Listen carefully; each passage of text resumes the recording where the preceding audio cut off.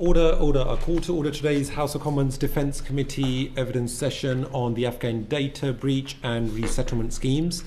I am very, very grateful to Sir Ben Wallace, the former Secretary of State for Defence, not just for his service, but also for agreeing to come and give evidence to our inquiry. Thank you very much, Sir Ben. And just wanted to I know this is only a short 45-minute session of questioning around the Afghan data breach and the resettlement schemes. So I just wanted you to set the scene for us. When and how did you find out about the data breach? Well, it happened, the first briefing was a verbal briefing where something had appeared on Facebook and had alerted the department or officials that there was something afoot, something wrong. And I was given a verbal briefing by officials about the 15th of August in 2021. So they came to me, they said, this has happened, gave a quick verbal briefing, and then prepared a submission for the 19th of August with the details of what we knew at that stage. And if you recall that what had happened was an individual had approached or effectively tried to approach I think the department, but also a journalist, with a selection of a leak rather than a full scale, so no one really knew what was out there. And so in that brief few days, 15th, 19th, we were getting our heads around it, wanting to know the scale of it, and trying to also ascertain what is the threat level in Afghanistan to the people there. And I think what people sometimes forget in all this is that up until the Taliban took over, it was possible to always engage with the ministries of Afghanistan to verify people were who they said they were, access to records for what they were. And the two schemes, the one that had started under Philip Hammond, which was the EGS, the ex gratia scheme, and then that formed into the ARAP scheme back in April 21 when it was actually implemented. That was, you were able to verify all the applicants. But post-Taliban taking over, the challenge for the department was, how do you vet these people? And to vet them, you've got to have to find a way to verify who they were and who was applying. And so that was the background of why effectively people from the Ministry of Defence were reaching out into Afghanistan, because they couldn't pick up the phone to the local Taliban ministry anymore. They had to find a way of vetting what had become a challenge of thousands of applicants, of which most of them were bogus or multiple or duplicate. Right, thank you very much. Right, on to Derek Twigg.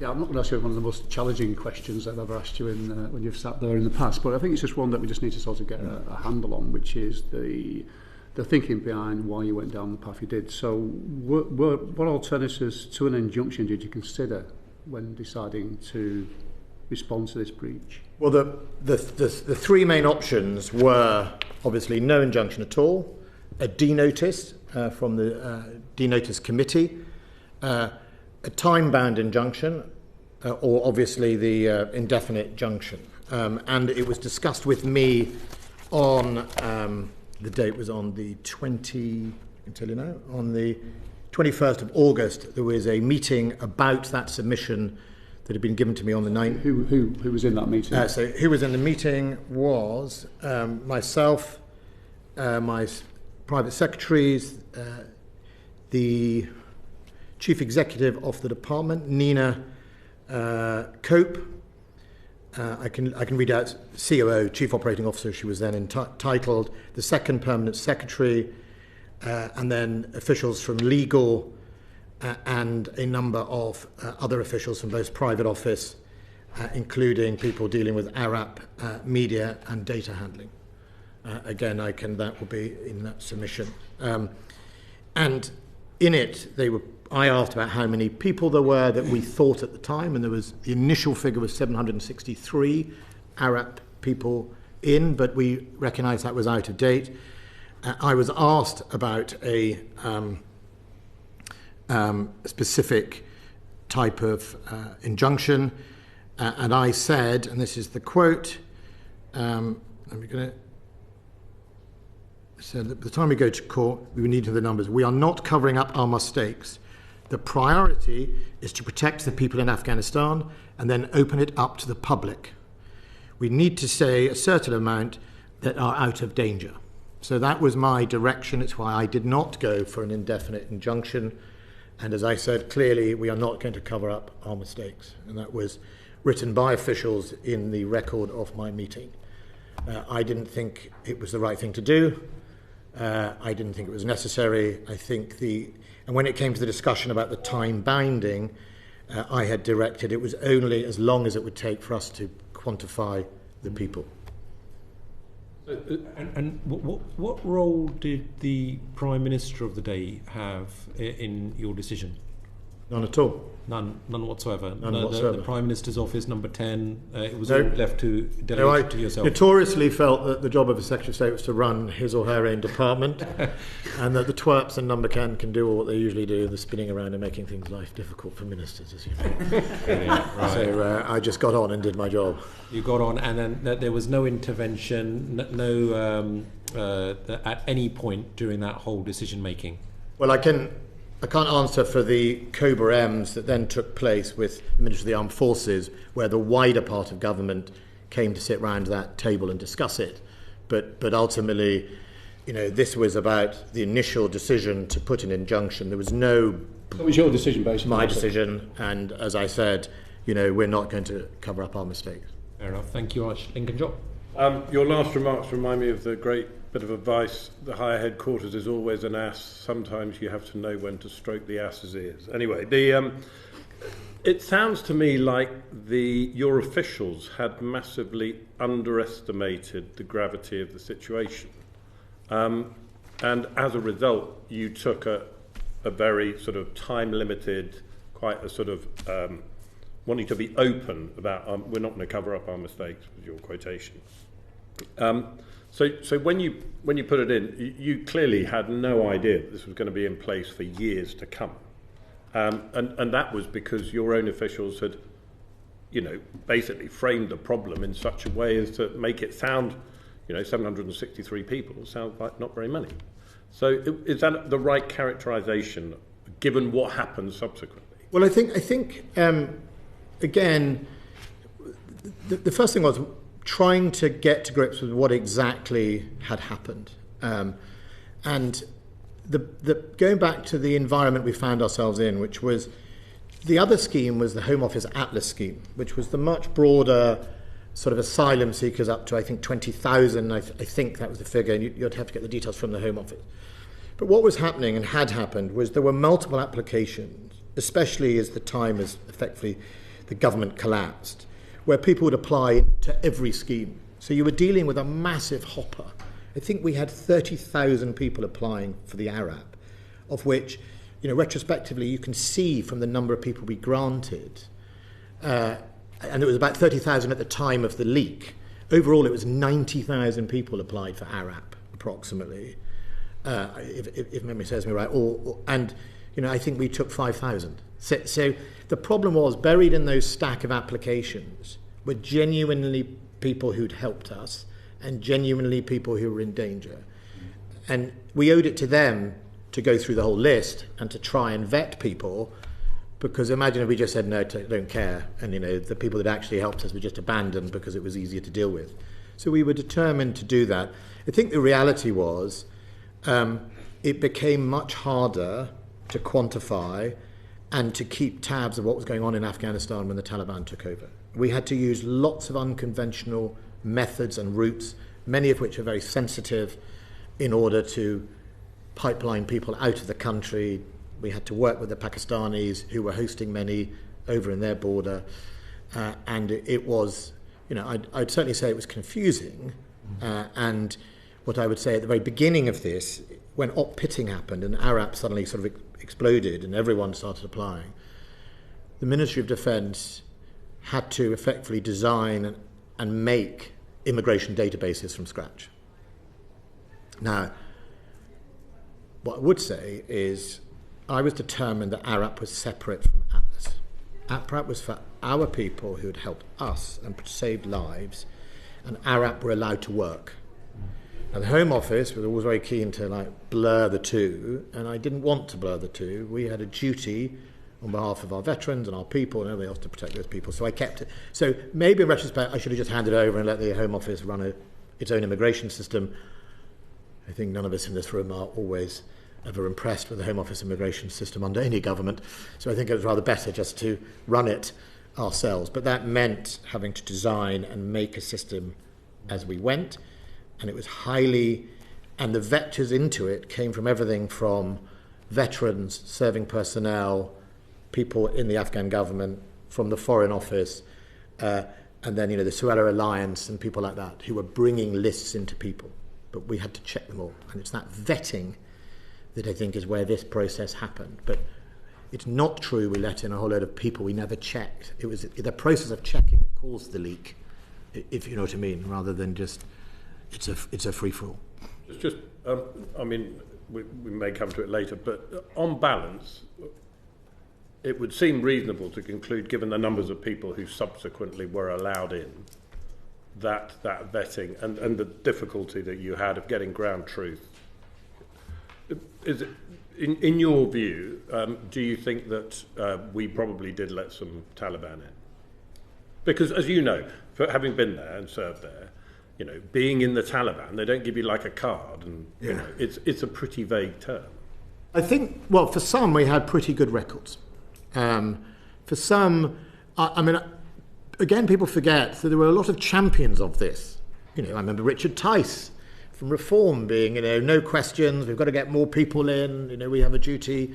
The Daily Mail ran their campaign very successfully that actually transitioned from the EGS scheme, the ex gratia scheme, into the ARAP because of campaigns like run by the Daily Mail that we owe these people a duty. So I would often get grief for actually rejecting someone who had been an ARAP, but we had intelligence to say that they had been helping the Taliban on the other side. So we did take a precautious position.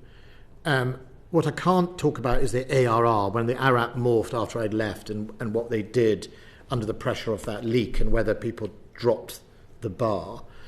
I think it would be helpful to all of us to know, because there's a lot of negativity about Afghans in this country being spread, especially by the hard right. You don't have to look at the Twitter feed of anyone who let them in are traitors and these people are all sex offenders.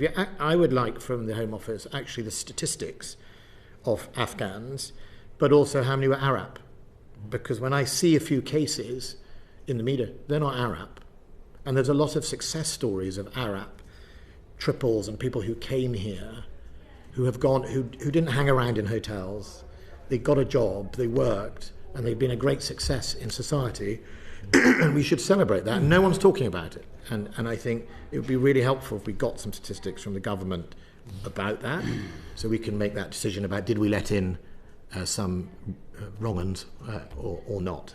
I'm sure in a large-scale evacuation we didn't get everything right, but ultimately we tried to vet and we did as much as we could, and that's where we got the leak.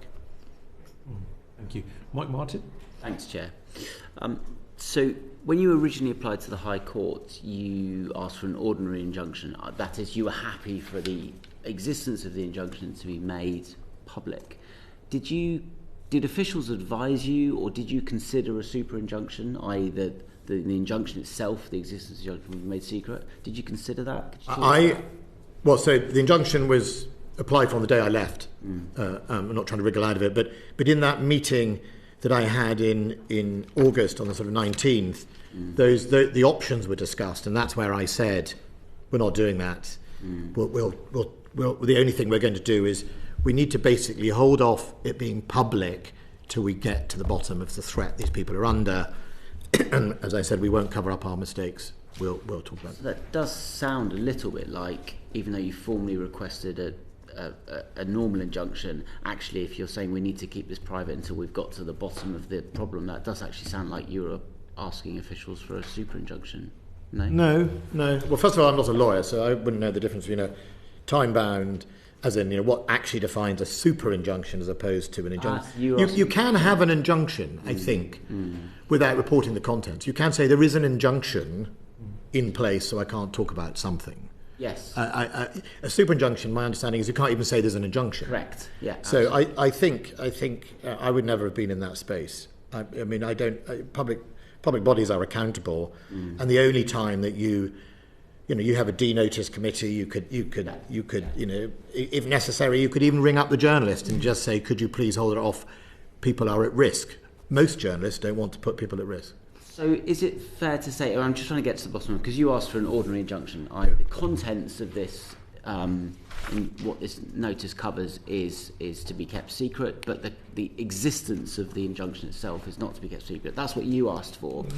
But is it fair to say that the judge looked at the reasoning in your submission? I'd gone by then, so I don't know what went on in the hearing. I think that's a matter signed for off that submission, though. Yeah, which is just to go to the court for a time-bound injunction. It wasn't to go to the court to whatever.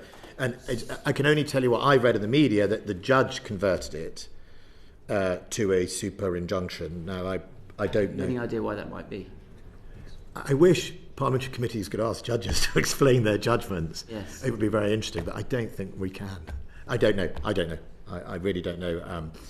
I mean, either the officials or papers post my leaving would be able to answer that question, but I don't know. Thank you. Ian Rowe? Thank you. Sir Ben, in November 2021, you told the House of Commons, following a series of other serious breaches within the Afghan relocations team, that you had much greater assurance of data handling within the Arab team. What are your reflections on the information security systems and culture at the MOD, and how, in your view, was the 2022 data breach able to occur despite the direction you had set publicly several months before? Well, someone didn't do their job. So on the last question, after the data breach that happened, as you say, on the date, which was the 20th September 2021, where there were 265 eligible people in a leak, I put in place pretty robust checks that before data was released externally, it had to be checked by 2 people. I think it was by rank, 1-star and 2-star, but it might have just been two supervisors. And that clearly didn't happen in this occasion. And so, someone definitely didn't do their job. What we did over the period was, after the data leak of 20th September, by the 15th of November, when you talk about that time, we'd learnt some lessons and put in actions. We also ensured that we had better people in trying to produce, putting together the database. We constantly were improving the database and the procedures around it. I think it was called the DAR. We started to build a much better and robust database. But of course, if I go back to the other point, eventually somebody was going to have to reach out into a Taliban-controlled Afghanistan to touch and feel and find their way through. And always in classified information is there's one side of the firewall and there's the other. Whenever you have to lean out or get out of that, there's a risk because ultimately you're touching the outside world and very, very secret information is usually kept in a sort of airlocked, entirely isolated database, and both physically and procedurally we always protect it that way. But if you're a frontline individual, if you're a soldier or a diplomat or an intelligence officer around the world, in the end you're going to have to speak to an agent, and that is where there is always, you need to be extra careful. And I think that's why we put in place those type of checks, which didn't happen. Overall, the culture of information, well, I was a security minister before. I think I was the only person in government who had done something called the Classified Documents Handling course. I think, Lincoln, you might have done it, but it was when I was training to be a Northern Ireland intelligence officer, you had to do the Classified Documents Handling course. To this day, I remember nearly all of it, including the type of lock you have for a different type of cupboard. And when I was a security minister, I was pretty horrified by information security across government. We'd established the National Cybersecurity Centre, and I think part of that has been a lesson that I can't say in public hearing what I did in the MOD, but I took a number of significant steps to try and improve data security from my own experiences that I could see were putting us at a very vulnerable position. But I think part of it is how we now train our civil servants. So in the old days, you did a course, and because we had computers, but not in the same way, you were locked in a room for a day, and you had to do this course, and it was all part of a formal module. Now, a lot of civil servants will take modules bit by bit. They'll log in, they'll do their self-training.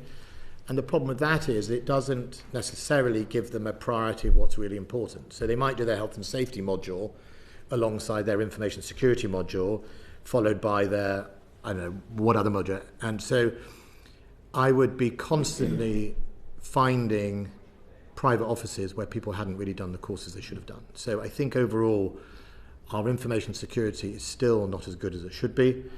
I think how we train our civil service needs to improve. We also need to train our ministers. It's ridiculous that we run highly complex governments nowadays, and the first thing you know about it as a minister, unless you accidentally have done the classified documents handling course, is no one will tell you what to do. Yeah. And that needs to improve. And you mentioned DAR, and as of December 2023, DAR continued to report an high number of personal data incidents. 18 more personal data security incidents have been reported to the Data Protection Officer's team. The Deputy Data Protection Officer also, to the Permanent Secretary, stated that given the size of DAR, the sensitivity of the data they handle, this is concerning. And you obviously, Sir Ben, you answered an urgent question on the 21st of September 21 on a data breach that had taken place the previous day involving 245 Arab applicants whose email addresses had been placed in the CC field rather than the BC. And subsequently, the Commissioner's Information Commissioner's Office fined the MOD £350,000 for that breach. So given all that, and to the latter part of your answer to that question, do you have any reflections on the culture or working practices specific to the specific team within the MOD that was responsible for the data breach? Well, I think what I'd reflect on is one of my generals that we work with described op pitting as Dunkirk by WhatsApp, right? And in a very fast-moving, globally connected world, data is accessed incredibly easily and thrown about easily. And trying to maintain information security in that environment is actually a challenge, and will always be a challenge, right? Because how you are gathering your data is going to come from everywhere, right? It's no longer going to come from a very controlled environment sometimes. So you often have to blend very sensitive data nowadays with open data. So you might have secret data, but you've got to blend it with commercially available data, for example, and that can set up challenges. I think what I would say is, look, having taken the decision to run Arup out of the MOD, there was a risk that obviously building databases as you go was going to lead to either poor procedures or indeed, poor architecture of it. After that first leak, we started to improve that. What I don't know, because I'd left by then, that the November 23 18 incidents I think you talked about, whether those are detected incidents or actually incidents that actually ended up in leaking. You know, if an IT department detects you not following the procedures, that is an incident. It doesn't necessarily mean it's a reportable incident to the Information Commissioner or something. So I don't know of those incidents how many were because the system worked, it picked it up, as opposed to they actually breached out into the area. Look, I think we can always improve. But the Ministry of Defence is a ministry that is always quasi-operational and fast-moving. And, you know, right now with what we see with Mr. Trump and the Greenland, you know, think about our information and how utterly linked and overlapped and entwined we are. Who knows what will happen? But I hope someone is thinking across government about all the scenarios of what happens to data, never mind what happens in the world of politics, but what happens to data in that environment. And it's just so interlinked that it's difficult. But I don't regret that we did what we did as a policy to welcome those people who helped save British lives in Afghanistan. I think there were lots of misjudgments about how quick the government fell in Afghanistan, and that created the Op Pitting, where we had to deploy 16 Air Assault Brigade and the other brave men of the armed forces to get people out. But it was also a very chaotic time. There were thousands of people. And the point about the WhatsApp was, I remember a serving officer, who, I think he was an ops officer or something, in Kabul airport trying to run the operation, and he was being inundated by WhatsApps from fellow officers who'd served in Afghanistan, lobbying for X, Y, and Z to get out. And, you know, that was one of the lessons. And, of course, those names are just banded around, right? So they're just on his phone and they're coming in from a WhatsApp. Now, we're all confident about WhatsApp, but, you know, I think that's what happens. Lincoln Job? Very short one. Did you ever entertain the idea that the Afghan data breach might have been done deliberately? No. Not from the individual concerned. Thank you. And do you want to discuss anything more about the team that was involved, or would you just put it down to one individual's fault, or would you put it down to more of a cultural issue within that team? I think when you command a formation or a unit, half the job is the boring bit. It's the admin. It's not the jumping out of aeroplanes or storming the buildings or the driving the warship. You know, it's the day-to-day admin of implementing both policies and checks. And what I would say is the policies were clear after that initial breach, that when you exit that data into there, that they are checked. And I don't think someone did that job of the boring bit, which is just get the data right, just get that work done right. Obviously, Sir Ben, there's a lot of speculation about the working practices of that particular team, and that some individuals have described that they're a law unto themselves, that they don't actually follow many of the procedures and protocols set out within the Ministry of Defence. Would you agree with that? There is always a danger with that organisation that they confuse elitism with exceptionalism. Yeah. But ultimately there are things that just have to be done for everybody. It doesn't matter who you are and what part of the armed forces you're in.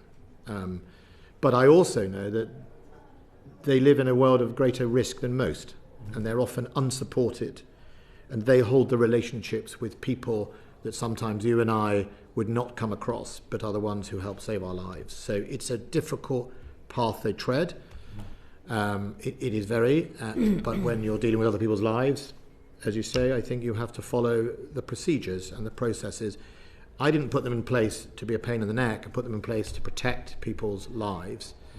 But I think on the other side, I mean, I'd give a compliment to Johnny Mercer here. He was tenacious at getting some of the people from one of the Afghan communities to make sure that they were included and came to this country, despite initial assurances there weren't any records or anything else. So, you know, record keeping over a 20-year deployment, and remember that's what people forget, is not always probably the best. You know, how many regimes of information security have we gone through ourselves in those 20 years? But yeah, I think ultimately no one is above the process and policy. Fred Thomas? Thank you, Chair. Physically, where did the leak take place? I can't tell you that. Thanks. Okay. Emily? Hi, Ben. We now know that the breach involved risk to life of thousands of Afghans and cost the UK public purse hundreds of millions, if not billions of pounds. So just continuing on the theme from my colleagues, how were you assured during your time in office that the department actually genuinely got it and understood the impact of the breach and had taken reasonable measures to mitigate against it? Well, I think the next stage after that initial something has happened and getting to the bottom of the whole thing, the actual, I think the overall scale of it was after my time, about how much. But I think if I look back on it in retrospect, you're absolutely right to highlight the funding issue, which is ultimately there were some changes to the ARAP scheme that I think were probably too broad. There was a category 4 that started to come in, and indeed what we see with the ARAP scheme and many other schemes is actually the pull-through effect of the wider family is the one that really grows the numbers. So that you bring in the core family, and then suddenly it's much bigger than you and I. And I think I'm not sure we've ever thought across most immigration policy the impact of pull-through immigration is actually the biggest scale in all of it. So it's very easy to sit around a table saying we've got to help those people that helped the British soldiers, and that guy helped him, or that family helped him, or they gave cover, or they worked for us as agents or whatever. But there's a tail behind that, and it doesn't mean to say we don't look after those people, but I suspect the true cost is never really put in front of anyone until after the fact. I suppose, I mean, I had lots of constituents who had wider family, and we still don't know if they're alive or not, and that haunts me. Do you think the department actually understand that? I know you left not long after the breach became known, but did you think that there was a culture there that they understood the wider implications of all of that people actually got it? Well, I or was think it just too chaotic? No, look, unlike Lincoln and James Heappey had both served in Afghanistan, right? The only people who really understand the depth of the community and how the community works will be veterans who've been there, right? Wouldn't be me, and it wouldn't be many of my civil servants, but veterans who've been there will understand how the community works. And I think Lincoln's opening question about the Taliban are not a sort of group of people standing around in uniform. Some of them were at school with each other, and different different parts of the country they were the community to some extent, and in others they were the Haqqani network, people like that were slightly different. But I think those probably voices aren't solicited. Their experience isn't probably asked by the people doing the numbers. I don't think people making the decisions in Luna House, well, they don't call it Luna House anymore in Croydon, but the immigration actually probably ask people who know it in detail. So that's what I'd say. So who is and isn't in danger right now in Afghanistan? Actually, the people who really know that will be people who spend a lot of time there themselves, from our community of both military veterans, serving people, and indeed diplomats, etc. They'll know. And for some areas, it will be perfectly fine. People will be absolutely safe. And in other areas, they might be. But the reality is, we had to sift through these people who'd all applied to every scheme, no matter what. And that was in desperation. Wasn't it? Total desperation. It was in desperation, but we'd taken a decision in the cabinet or the National Security Council that we didn't want the whole Afghan army coming, right? Because we wanted the Afghan army to stand and defend its nation. We'd spent 20 years training them and equipping them. The people who had a right to come here were the ones who had specifically helped the British forces and had put themselves at risk in doing it. And I think that is not as broad as the many people who applied. And look, I understand people's desire to leave a Taliban takeover would have been fast. But I don't think as many people were or are in danger as they claimed in their applications. And we did do a process of vetting, and I think that we're back to the point of why we did it. If I'm not going to say it. I won't raise it. I was about to say pets and animals, but the first Taliban takeover, the petting zoo was never closed down because it is not against Islam to have a petting zoo. You're not viewed as something bad. So I'm never quite sure why we had to evacuate a petting zoo. There was a lot of anger about that. I can tell you there's more anger than that. Sadly, there was more anger about pets than there was about humans. I meant about the pets getting out, there was anger. Well, you and me both. Yeah. Thank you. Fred Thomas. Thank you. I think, by the way, also Mike Martin did serve in Afghanistan as well. No, I didn't know you didn't. You didn't say it. I'm not saying you didn't. and wrote several books about it, I think. Can I ask you about accountability and responsibility? And on the radio in July, you said that you take full responsibility for the error that happened in the breach, the individual who did that. A little bit earlier in this meeting, you mentioned that you kind of wished parliamentary committees like ours could have judges in front of us so we could ask them what was behind their decisions. I think we probably all accept that this individual, the military individual who made a mistake and the leak happened, didn't mean to. With the injunction and the super injunction, some of those were, and then the extensions of them, were judges' decisions, not ministers. We're obviously trying to hold people to account. Stuff has gone wrong here. Do you have some... do you think judges should take more responsibility in this particular affair, the Afghan data leak, than they have done so far? I think everyone was after the same thing, which was the protection of life, right? People wanted to protect people who were potentially at risk. That's what was behind it. And the decision of having an injunction, a super injunction, an indefinite injunction was a matter for a mixture of the courts and the department. Ultimately, this injunction ran much longer, long after I was gone. In fact, the first I knew it was going to be, well, that it was in place and then it was going to be lifted was when the story broke in July.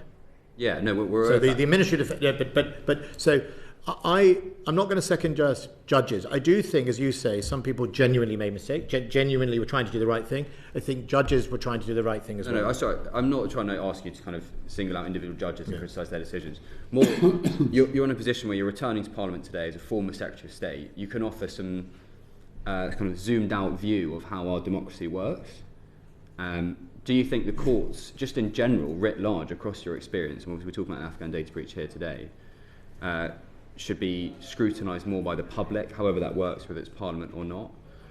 Or do you think, based on your time in office, that it's healthy in our democracy that courts are completely separate from Parliament? And kind of I mean, I think if you look at what's going across, what happens across the Atlantic, I mean, I fundamentally believe in the separation of powers, the independence of our judiciary. It's what makes us an extraordinarily good country. We need to make sure we invest in quality judges more than anything. And ministers are held to account by Parliament. I don't think, it is frustrating in government when you get a ruling against you. Judges, I mean, I think judges hold huge power. There's the public inquiry into the special forces in Afghanistan going on at the moment, and that judge holds huge amounts of responsibility and power in whatever he decides at the end of it in his inquest. So I definitely think it is important that we have a separation. But I think if you want to educate the public, I think the more the public and committees get to see the workings of a department, the better. I don't think there's anything to lose from it. I spoke to the clerk of the committee before saying, have you got the bundle yet? Right? There's nothing in here that tells you anything that's really very secret. I don't understand why more and more you can't have copies of submissions or understanding. I understand the sensitive around legal advice and security. Yeah, we've found that on our travels as a committee. Nearly all of our kind of counterparts, be it in America, France, Estonia, Finland, Australia, get routinely briefed at least secret. Do you think that should happen with the Defence Committee in the UK? Yes. I mean, when I was doing when the Ukraine thing was happening, I made sure that nearly every week, Keir Starmer, who was the leader of the opposition then, John Healey, the leader of the SNP, the leader of the Liberal Democrats, they got almost a weekly, highly sensitive briefing. I didn't have anything to lose about it, and I think if you want to bring Parliament with you, you do it. And I think I don't think most ministers deliberately seek to keep information. I think the system is like in a panic about anyone seeing anything about anything, and I think their default position needs to slightly change. I think I think it also helps educate parliamentarians for one day when they're ministers about how it works. I mean, no one trained any of us. I mean, it's a sort of bizarre position to be in, that we will suddenly appoint 100 people to run a country, of which, if you're lucky, 20 of them had been a minister beforehand. So I think that's one of the challenges, but it would definitely help. And, you know, on the committee's business, I think the annual budget cycle paper that the department does is a key paper you should all see. No matter how embarrassing it is to any government, it is where the government makes its decisions to delay spending or cut spending, and they keep it all secret. So you don't know what's been decided this year. You'll find out in the accounts when suddenly the helicopters cost 10 times as much because they've delayed it for 2 years, or you'll find out, you know. But it's a really important document, and it's called the annual budget cycle, and I would be asking for it. And if this wasn't, public accounts should ask for it. Agreed. Don't worry, we have been pressing on that, Sir Ben. Mike Martin. Very quickly, a former Deputy Prime Minister of the UK described to me the MOD's approach to information security as Stalinist. Do you agree with that characterisation? We've been discussing it here. And why do you think that is? Do you mean Stalinist, as in? Absolutely retentive and close hold and nothing shared whatsoever, you've just been describing. Interesting enough, because I'd been security minister, I'd worked with lots of secret agencies that were arm's length or operationally independent. So they didn't have, there was very little direct power. The Home Office oversees MI5, but it doesn't control its budget. And the police forces, 43 independent police forces are independent, the CPS, etc. In the MOD, everything goes through the chair of the Secretary of State, in theory. Every single thing. It is the last big sort of oil tanker of a department, including the chair you're sitting on. In theory, you bought it, you procured it. You're part of the chain of command through the Defence Council. You are part of the constitutional protection of the public, because it's huge power it wields. I mean, if you said to the army, you're operationally independent, go and stop a riot, you need to assure the public that there is a protection in that. So everything does go through the chair, effectively, of the Secretary of State of the department, and that means that it's a big oil tanker, and it is 250,000 people, uniformed civil servants, and everything else, dealing with some highly sensitive information and people's lives, and the nuclear deterrent, etc. But also line by line budgets. Everyone would accept that the nuclear deterrent needs to remain confidential. But actually there's a huge, as we've discussed, there's a huge amount of other stuff that just doesn't make it even to this committee or to parliamentarians, or, there is a very, I note for Hansard's, Mr. Heapy is nodding his head behind you, why is it that under successive governments, so it's not about particular politicians or particular political parties, but the department shapes those politicians when they lead the MOD. Why is it that it's so closed when it comes to information security of things that don't need to be kept so secret? Well, I have I'll say it's a theory. Please don't add the word conspiracy. But thank you. For 30, 40 years, and I have said it, and I'm afraid it does get misquoted by the current government. I've said 30, 40 years, both Labour and Conservative governments hollowed out defence, right? I know that I'm afraid the current government likes to drop the word both, or Labour, but Labour and Conservative hollowed out defence from the middle of the 90s, right? You could say that. And it's very, very easy to protect the public from the consequences of that if you own the narrative of the threat, because government owns the threat, right? It doesn't own the threat or the pressures on the health service, right? Why do the public want more money spent on health? Well, they read about it every day, they experience it, doctors talk about it, trade unions talk about it, the media talk about it. You don't get to talk about ammo stocks. You don't get to talk about what Russia is planning to do in the next 6 months. You don't get to talk about, because it's all secret. And if it's all secret, there's not going to be a competing public pressure on the exchequer for money. So, of course, when you say to the public, what's your hierarchy? They go, well, health and education and defence is often further down. But that's partly because they don't know.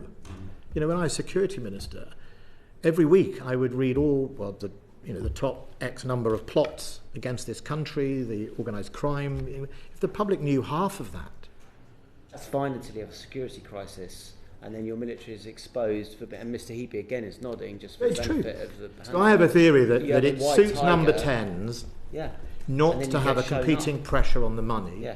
So they can take money from defence to fund other parts of the government. Yeah. And I think because it is the one part where the government owns the narrative, it owns the risk, and it's all dressed up in its secrets. And so if that's the culture, the rest of the department's culture matches that. How do you crack that open?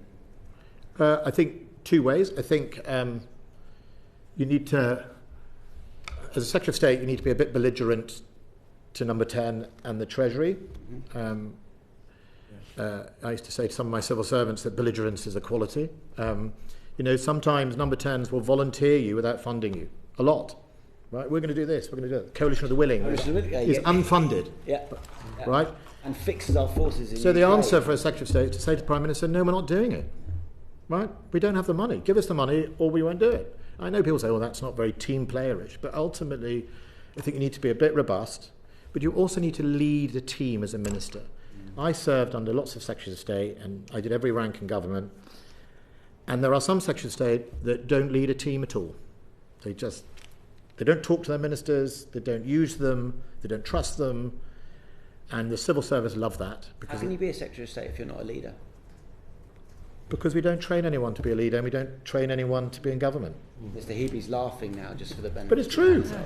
Tomorrow morning you could be made the Chancellor. Like becoming an MP. I mean, if I get made the Chancellor, then that's going to be a real turnaround for the Labour Party. But, I look forward to it. Thank you very much, Mr. Thank you, Chair. Thank you very much. Derek Twigg. Just a quick one. Were you surprised at the length of time this went on and Parliament did not know about it? Yes, because as you saw from my notes, my instinct was, look, it's just I was one said that so you knowing what you know now, you are surprised that Parliament was not involved. Yeah, I'm surprised that you weren't informed. You could have informed the committee in sensitivity. I don't say there's any harm with it. Now, what I don't know is the legal rules, that if a court directs an injunction, it affects everyone. You can't have any exceptions. I don't know. But, ultimately, I think it would have been good for everyone. Sometimes man up, right? Just say it. Go to the dispatch box. I remember... But we were told that the issue was obviously protecting lives. That's why you weren't told. Well... Which obviously that was the original... What I don't know is when it migrated away from the initial... Because, I'd gone by then. But it was, dangerous times. It was a few months after Taliban took over. Did it. I don't know what it's like on the ground in Afghanistan now. Right. Thank you much. Emily? Just going back to the exchange you had with my colleague there, Mike Martin. Last week we were trying to get CDS pinned down on articulating the threat so the public are aware of it, so you can make those arguments that you were talking about. That seemed to be what you were trying to say, is that the stuff that needs to be kept secret, but we need to be bolder with the public so that they understand the threat, so then the impetus is there for more spending and for investment. So why didn't you do that when you were in office? I think I did. I got £24 billion extra by telling the public how dangerous it was and telling the Prime Minister how dangerous it was. One of the very first things I did was I took some intelligence across the street to number 10, put it in front of him, and said, you do realise what this is? And I spent my first large part of my time telling the Prime Minister how dangerous the world was, and therefore he'd have to pony up. And that's the reality of it. And you don't have to do everything in public. You can do some in private. But the first thing you do, you need to educate your colleagues, right? The first thing you need to do, you know yourself on this committee how important you take defence. You probably spend some of your time telling your colleagues, I'm on the Defence Committee, and do you know what's going on in the North Sea or the Arctic or the Greenland? And you have to educate them as well.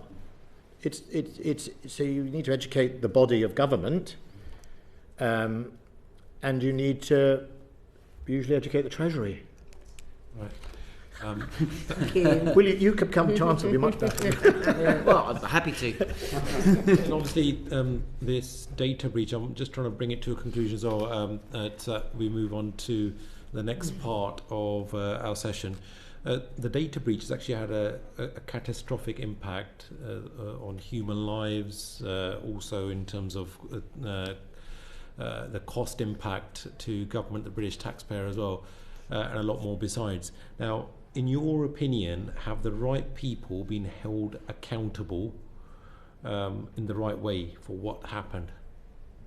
Well, within the team that was processing it and doing it, I don't know what happened to them, right? Because first of all, as I said, there's a confidentiality around the different people doing it, so I don't know what happened to them.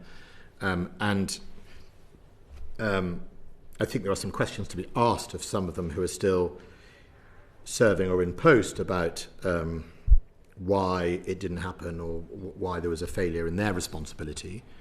Talk about ministerial responsibility. Would I have resigned over it? I think if I hadn't done anything after the first data leak, I just said, we hadn't put in place improvements, I think I would have considered it.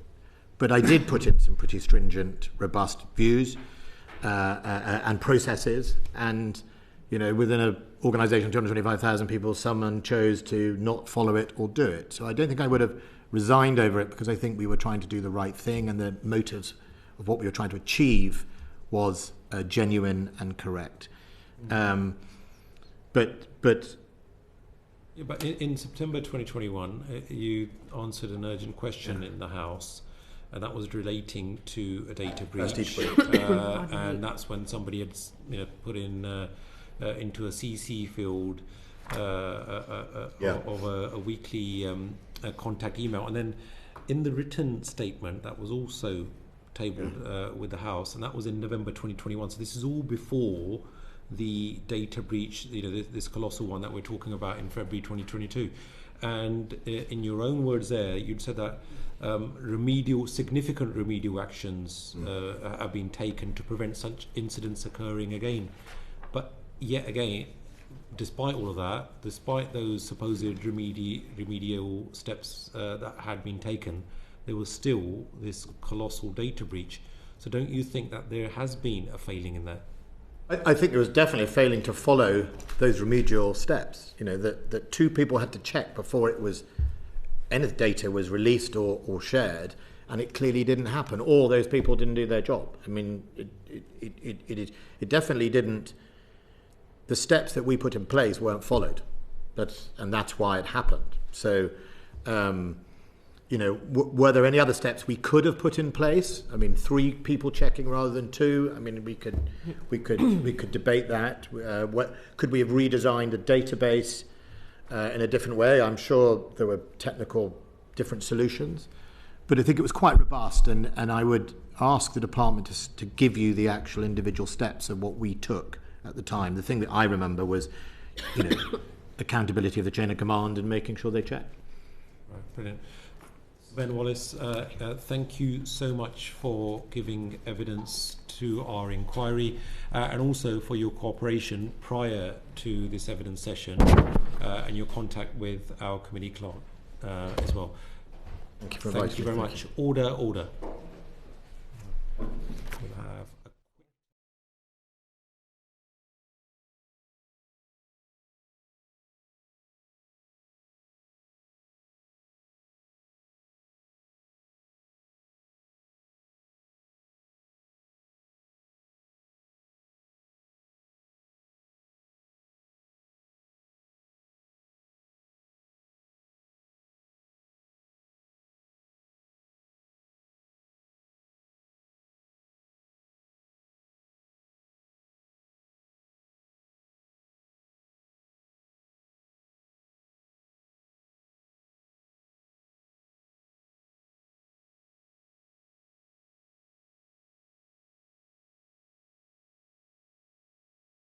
You're good.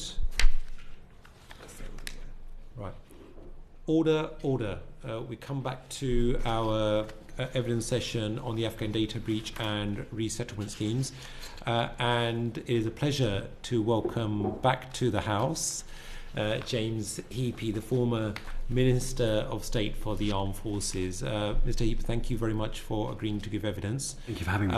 And given that this is a short session on this, I'm going to move straight over to the questioning with Derek Twigg. Right. James, just before Mike Martin comes in and exposes in more detail your role, could you just tell us when and how you found out about the data breach? Yes, I mean, it's the same answer as Sir Ben gave you. In mid-August, our private offices were informed of the content that was circulating on Facebook, and over the week or so that followed, there were a series of updates that we received as ministers from what had been convened the Gold Group, chaired by the Chief Operating Officer, which kept us abreast of the department as the department was rushing, frankly, to understand the scale of what was happening and the threat that it posed to life and the departmental interest. Where did your private officers get the information from? So I think the initial email, if my memory serves me right, was from a duty clerk, and then obviously it was the DAR, the Afghan Resettlement Directorate. Are you aware of how the information first came to light? What was you told about how that information? Well, the information first came to light through the Facebook posts. That's what alerted. So that's what you were told. Yeah, I mean, I think there was a third party that had alerted the department. Concurrently, there was also a letter or an email that came, I think, to my parliamentary office and also to the parliamentary office of Luke Pollard. Yes. What did you do with that? Well, I'm not sure that I found out about that until after I'd found out about it through the departmental system. Channel. Yeah, exactly. Okay. Right. Mike Martin. Thanks, Mr. Hebe. Fascinated to read your Twitter thread on the 17th of July 25. Just a couple of quotes. Again and again, I said in public what very senior officials and military had briefed me. It's hugely frustrating. It proved to be wrong. And you follow that up to point out that across government there was anger at the MOD at the breach that was palpable and justified. There were some pretty choice words offered in meetings. In general terms, what would you say, and I mean this in a non-partisan way, what would you say the view is from the rest of government of the MOD? Well, I mean, I can offer in quite specific terms. I mean,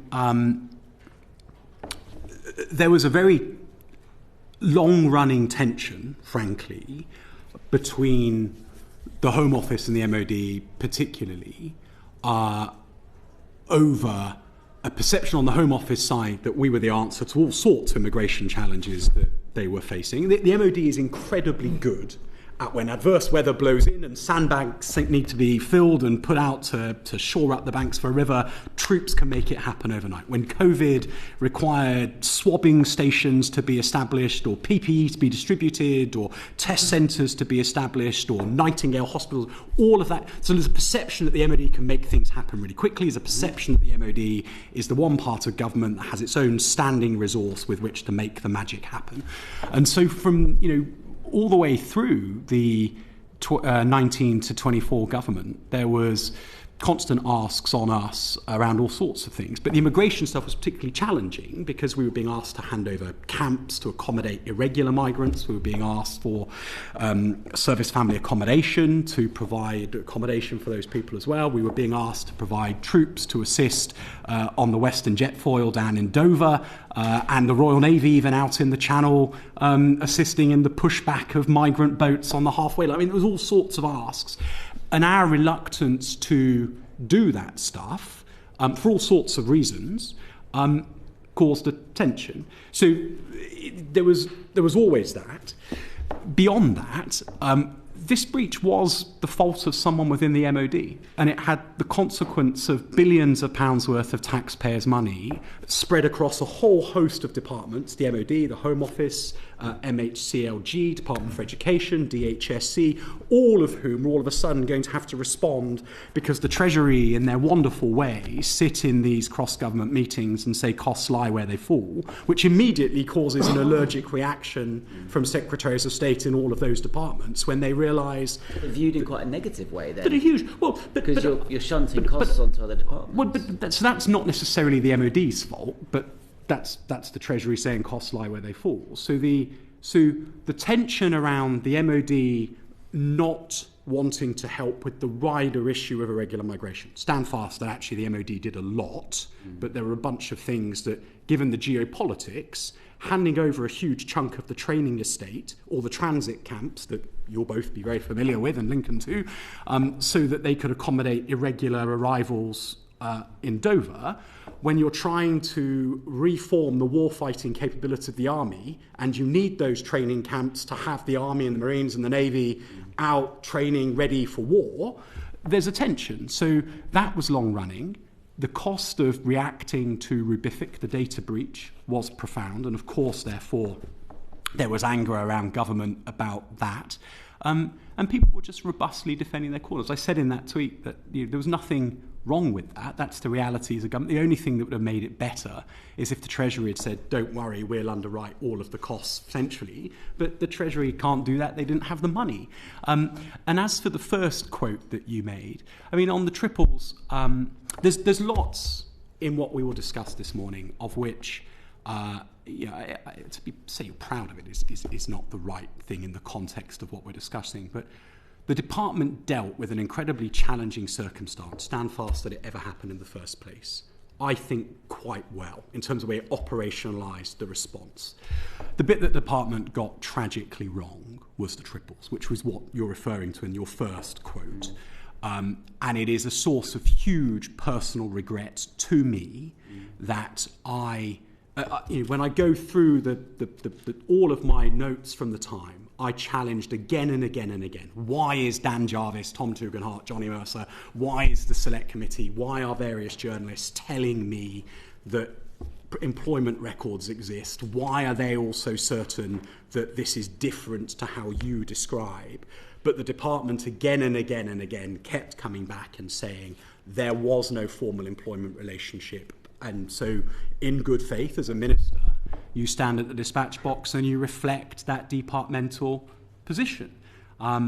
It's a source of huge regret that, frankly, I was told the wrong thing, and that other colleagues with whom I had profound disagreement over this were fundamentally right. And I'm sorry to both them and those who were affected that Which colleagues would that be that you're sorry to? Well, specifically, Dan Jarvis, Johnny Mercer, Tom Tugendhat. I think were the three key champions of this in the previous Parliament. And they came to me and other ministers again and again and again saying that the triples did have an employment relationship. The department again and again rejected it. On the eve before a meeting with Dan Jarvis, I had pulled in a selection of 2, 3 and 4-star military and civil servants and said, I need to, and they'd had warning to go away and look at this again. Dan Jarvis says that there are employment records that tomorrow he's going to show me. I think we were in W4 in Westminster Hall, the meeting room that Dan and I met in. How can he say he has those and you be so sure that we don't? And, they sat in my office and said, we think that he's got a record pulled together by a campaign group rather than contemporaneous records. We don't think such records exist. This is what the employment relationship with the triples was. It doesn't meet the criteria for ARAP. And looked me in the eye and stood fast with the line. It's hugely frustrating that months later, after I'd left office, for whatever reason, the position changed. We could have made the decision earlier if that had happened sooner. Thank you. And just very, very briefly for the record, can you describe your role within setting up the MOD, the directing of the MOD's response to the immediate data breach? Because you were on the Gold Command, right? So could you just... No. So I wasn't on the Gold Command. Okay.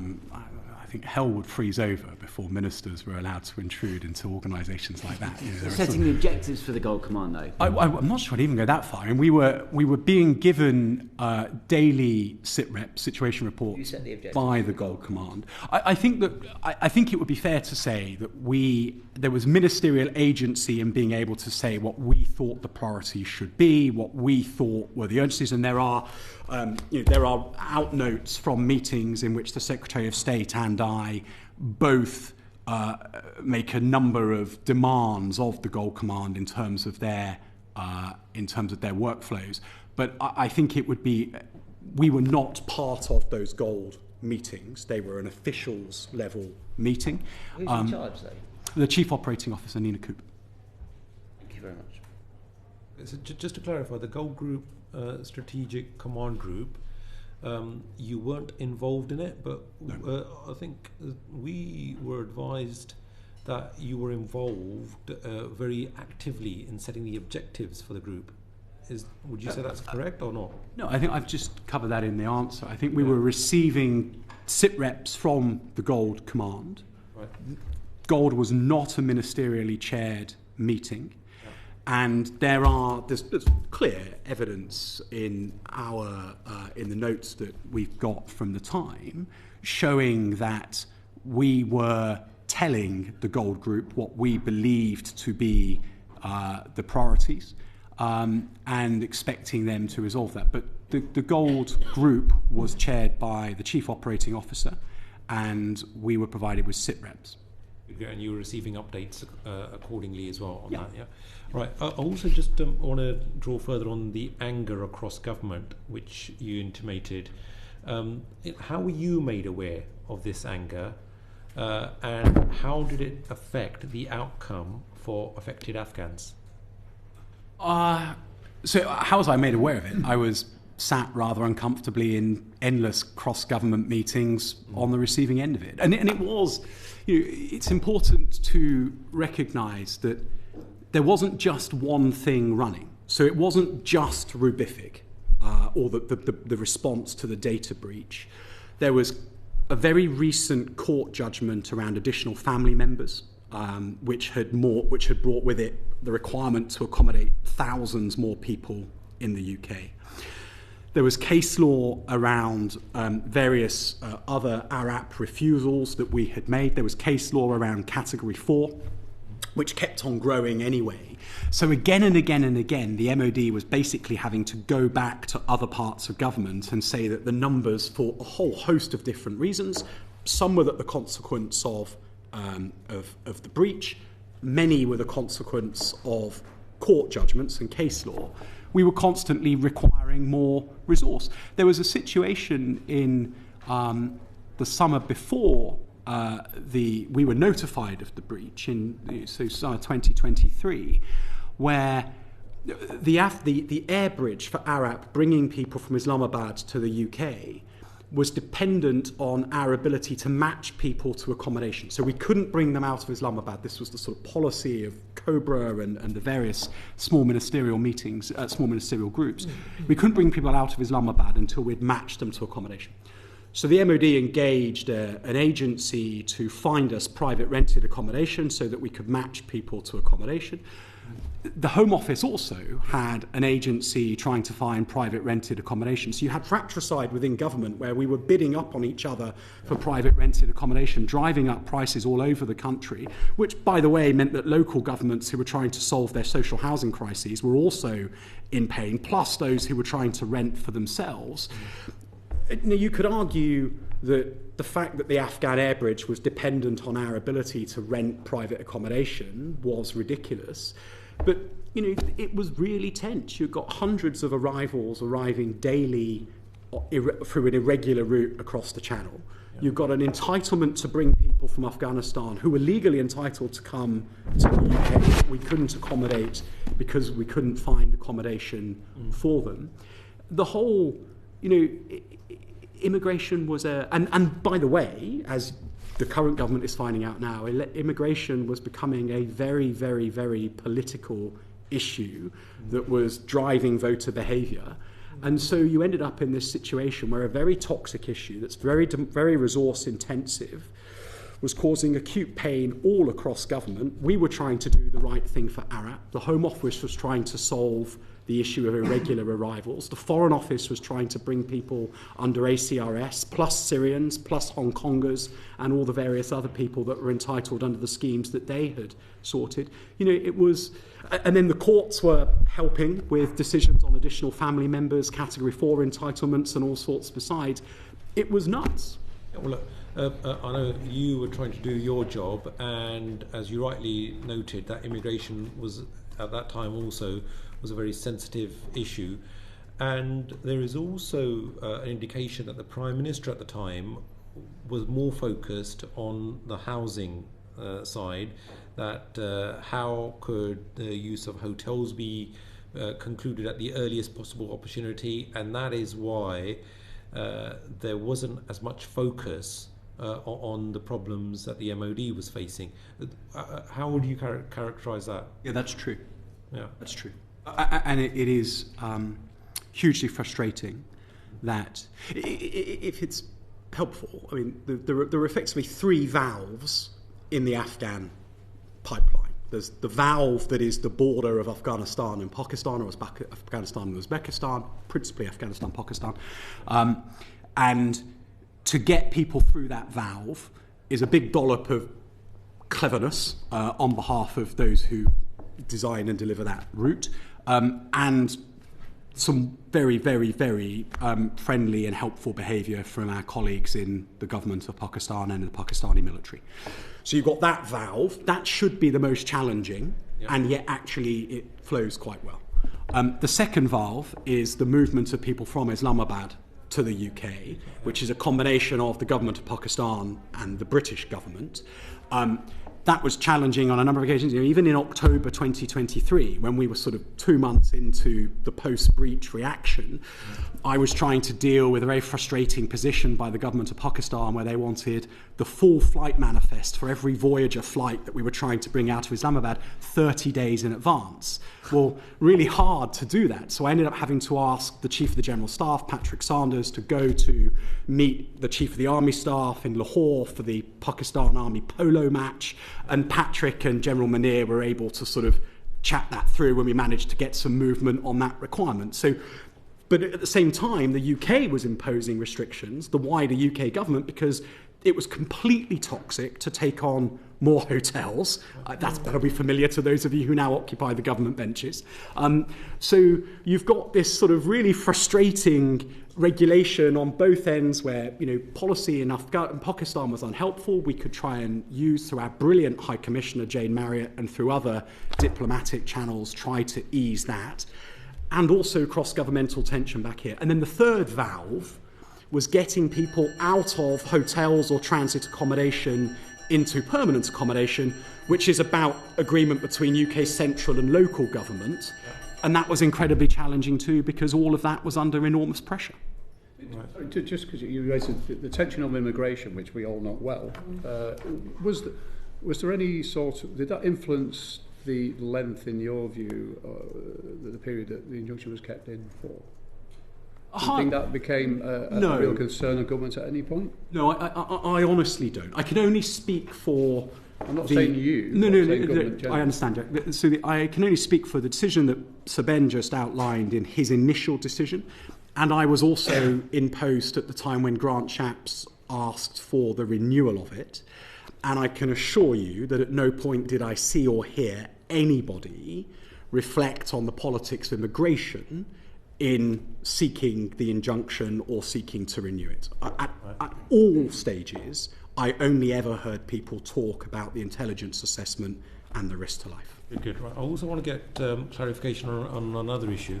Now, Robert Peston actually wrote in July, and I quote, as on August 23rd, 2023, at the first meeting of the government's emergency COBRA meeting to discuss the security disaster, the then Foreign Office Minister responsible for the Indo-Pacific, Anne-Marie Trevelyan, said to the MOD's representative on the committee, General Sir Gwyn Jenkins, that obviously he would be resigning. Were you actually present in that meeting? No. The meeting, as far as I can tell from the pack of papers that I've read in preparation for coming to see you, was attended by the Minister for Defence, People and Veterans. I suspect, it was back end of August, I suspect I was elsewhere. I'd been in the office the previous week when notified, but I didn't attend that meeting. It was, just for the record, the name of the minister at the time, so you obviously cannot corroborate. I think by then it would have been Andrew Morrison. Andrew Morrison, who was there, okay. Thank you very much for that. I just wanted to get that clarification. Lincoln Job? Yeah, just going down a level from this sort of institutional frustration and butting of heads between the Home Office and the MOD. Would it be right to say that the Domestic and Economic Affairs Subcommittee of the Cabinet had wanted basically to limit any extension to the numbers eligible for resettlement to the lowest possible number? Yes. And you've seen, there are I probably was guilty of being overly emotional in some of those meetings, as some people helpfully told people back in July. But any of us that served in Afghanistan and saw the risk that the Terps faced alongside us would have been, I think, similarly emotional about the need to honour that debt. In my own battle group, I think we had 2 or 3 Terps killed in one night, in one particular instance, and yet the following day the Terps that survived went back out on patrol. Pretty incredible, really. And it really affronted me that people that we had made a commitment to and who had a legal right to come to the UK, that their arrival was held hostage by the fact that hotels were full of people that had arrived illegally or irregularly across the Dover Straits. And that, I understand why the realities of governing mean that was a tension. There was a reality that there were a huge number of hotel rooms occupied by people who had arrived in the UK legally or irregularly, and that was costing a huge amount of money and was increasingly politically sensitive. But the conflation of irregular arrivals and thus the capacity to accommodate those who had a legal right to come was a bit of an affront to those of us that thought ARAP was a good thing. And by the way, ARAP wasn't just an MOD bit of sort of emotional, moral obligation. ARAP was a collectively agreed cross-government commitment, and it was challenging to see it not be fully supported in the way that you'd hope. Well, and also it sets the conditions were we ever to do expeditionary operations in someone else's country in the future. It's not just a short-term thing. Unless you... Yes, although actually, interesting, and Dan Jarvis comes up a lot, but I remember Dan asked me questions a couple of times in defence questions about exactly that. And when we were in sort of, I think, when we were briefly in Sudan during the Khartoum airlift and things, I do think we have to be quite careful that... this was the answer I gave him at the time, and I think it's worth restating. We don't want to get into a transactional thing that whenever the British military arrive anywhere on some sort of expeditionary operation, people come to work for us in expectation of a visa subsequently. I think that just creates a sort of a behemoth. You could make an argument that the circumstances in Afghanistan were exceptional, and the campaign that was run by the Daily Mail and others around the interpreters was very, very widely subscribed to. But I think I don't think that the British military should start making a commitment that everybody who works for us everywhere we go wins the right to come to the UK thereafter. No, well, ideally we win and they can stay. Well, that would be good too. So enduring peace and security in their country would be a better outcome, yes. So I've got a quotation from something you've written, and I just want you to sort of contextualise it because it doesn't make a lot of sense to me. The suggestion that I was driving a new entitlement for those not eligible for ARAP or ACRS but affected by the breach is untrue. Did you say that? Yeah, so I think if that is from the long tweet thread that I put out in July, there was some sort of anonymously sourced quotes saying that part of this sort of emotional, he's overly emotional about the whole Afghan thing, and that I was trying to effectively create a whole new eligibility. That's simply not true. What we were trying to do was to deliver ARAP as quickly as we possibly could, not just in the wake of the breach, but since the fall of Kabul. We were trying to get it done as quickly as we possibly could. And then there were going to be people who were affected by Rubific who potentially were not previously eligible, that might be the breach. Rubific was the code word in government, forgive me, for the breach until it became public knowledge. But no, there was no attempt to dramatically increase the number of Afghans. In fact, quite the reverse. There are a number of my former military colleagues who I suspect are still quite cross at me because when they were trying to advocate for the Kandak commander, so an Afghan National Army battalion is called Kandak, when they were trying to advocate for people who had served in the Kandak alongside them during their time in Helmand, I was very robust in saying no. ARAP was never set up to accommodate the Afghan National Army. It was set up to accommodate the Terps and other locally employed civilians who worked alongside the British military in our direct employment. So, I was emotional, I suppose, about delivering on that obligation to those who worked alongside us, but pretty robust, actually, that there wasn't the capacity for ARAP to bring the entire ANA, nor that was any good for Afghanistan either. But, I mean, in effect, you were driving for a new entitlement, which wasn't... It was not ARAP, not ACRS, it was people who were put in jeopardy by the breach. That is... At that point, no, I wasn't. In all of the DEA and ministerial meetings I went to, all of the discussion was around how to accelerate the arrival of those who were eligible for ARAP but were affected by the breach, on the basis that they were now even more in danger. Front of the queue. Yeah. But there was never, as far as I recall, any suggestion that we should be doing anything else. Plenty of other people might have been affected by ACRS, for example. And one of the challenges, Sir Ben mentioned the scale of the ARAP challenge. There were about, I think the hopper peaked about 110,000 applicants.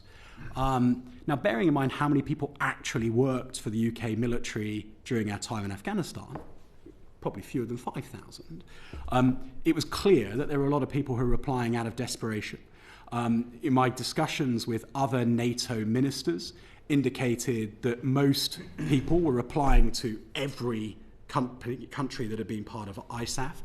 There was, routinely, we were being shown Afghan social media content that showed, facsimiles of commendations that you could print out and insert your name in order to sort of fake that you had been part of, been a locally employed civilian or had been involved somehow in ISAF or Operation Enduring Freedom. So we were monthly in defence questions. We were being challenged around the pace of decision making, the fact that the hopper was endlessly growing and the number of positive decisions shrinking. It was an incredibly hard thing to be the minister responsible for. Sometimes all good logic failed. My logic was, rather than working our way through 110,000 applications and thinking about whether each one is right or wrong, surely somewhere there is a list of everybody who worked for us. Let's get those names, run it against the list of 110,000, and we will straight away identify the people who our working records told us work. And that was, but of course it doesn't, because Afghans list their names, even those who aren't trying to game the system will list their names in all sorts of different ways. It was incredibly, incredibly challenging. Concurrently, I was flying around the world trying to buy up every bit of 152mm ammunition I possibly could in order to smuggle it into Ukraine to support the Ukrainians. It was the MOD was trying to support the Ukrainians, reconstitute a UK warfighting capability, and also becoming an immigration department for tens of thousands of people, all concurrently. It was a pretty challenging time. Thank you very much. Ian Rowe. Right, thank you. I'd like to talk about the timeline of the government decision-making process within the relocation scheme. So, obviously, August 23, the data breach was discovered, but the first invitation letters under the new scheme were issued in April 24. So can you give us an insight into why decision-making within the government under the cover of the injunction took as long as it did? And we know that the MOD went back to extend those the super injunction many times. So could you give us a time frame why it took so long, the decision making? Back into first, were you talking about triples or those affected by the injunction? Those affected by the breach. Those affected by the breach. I'm not absolutely sure. I'd left office by April.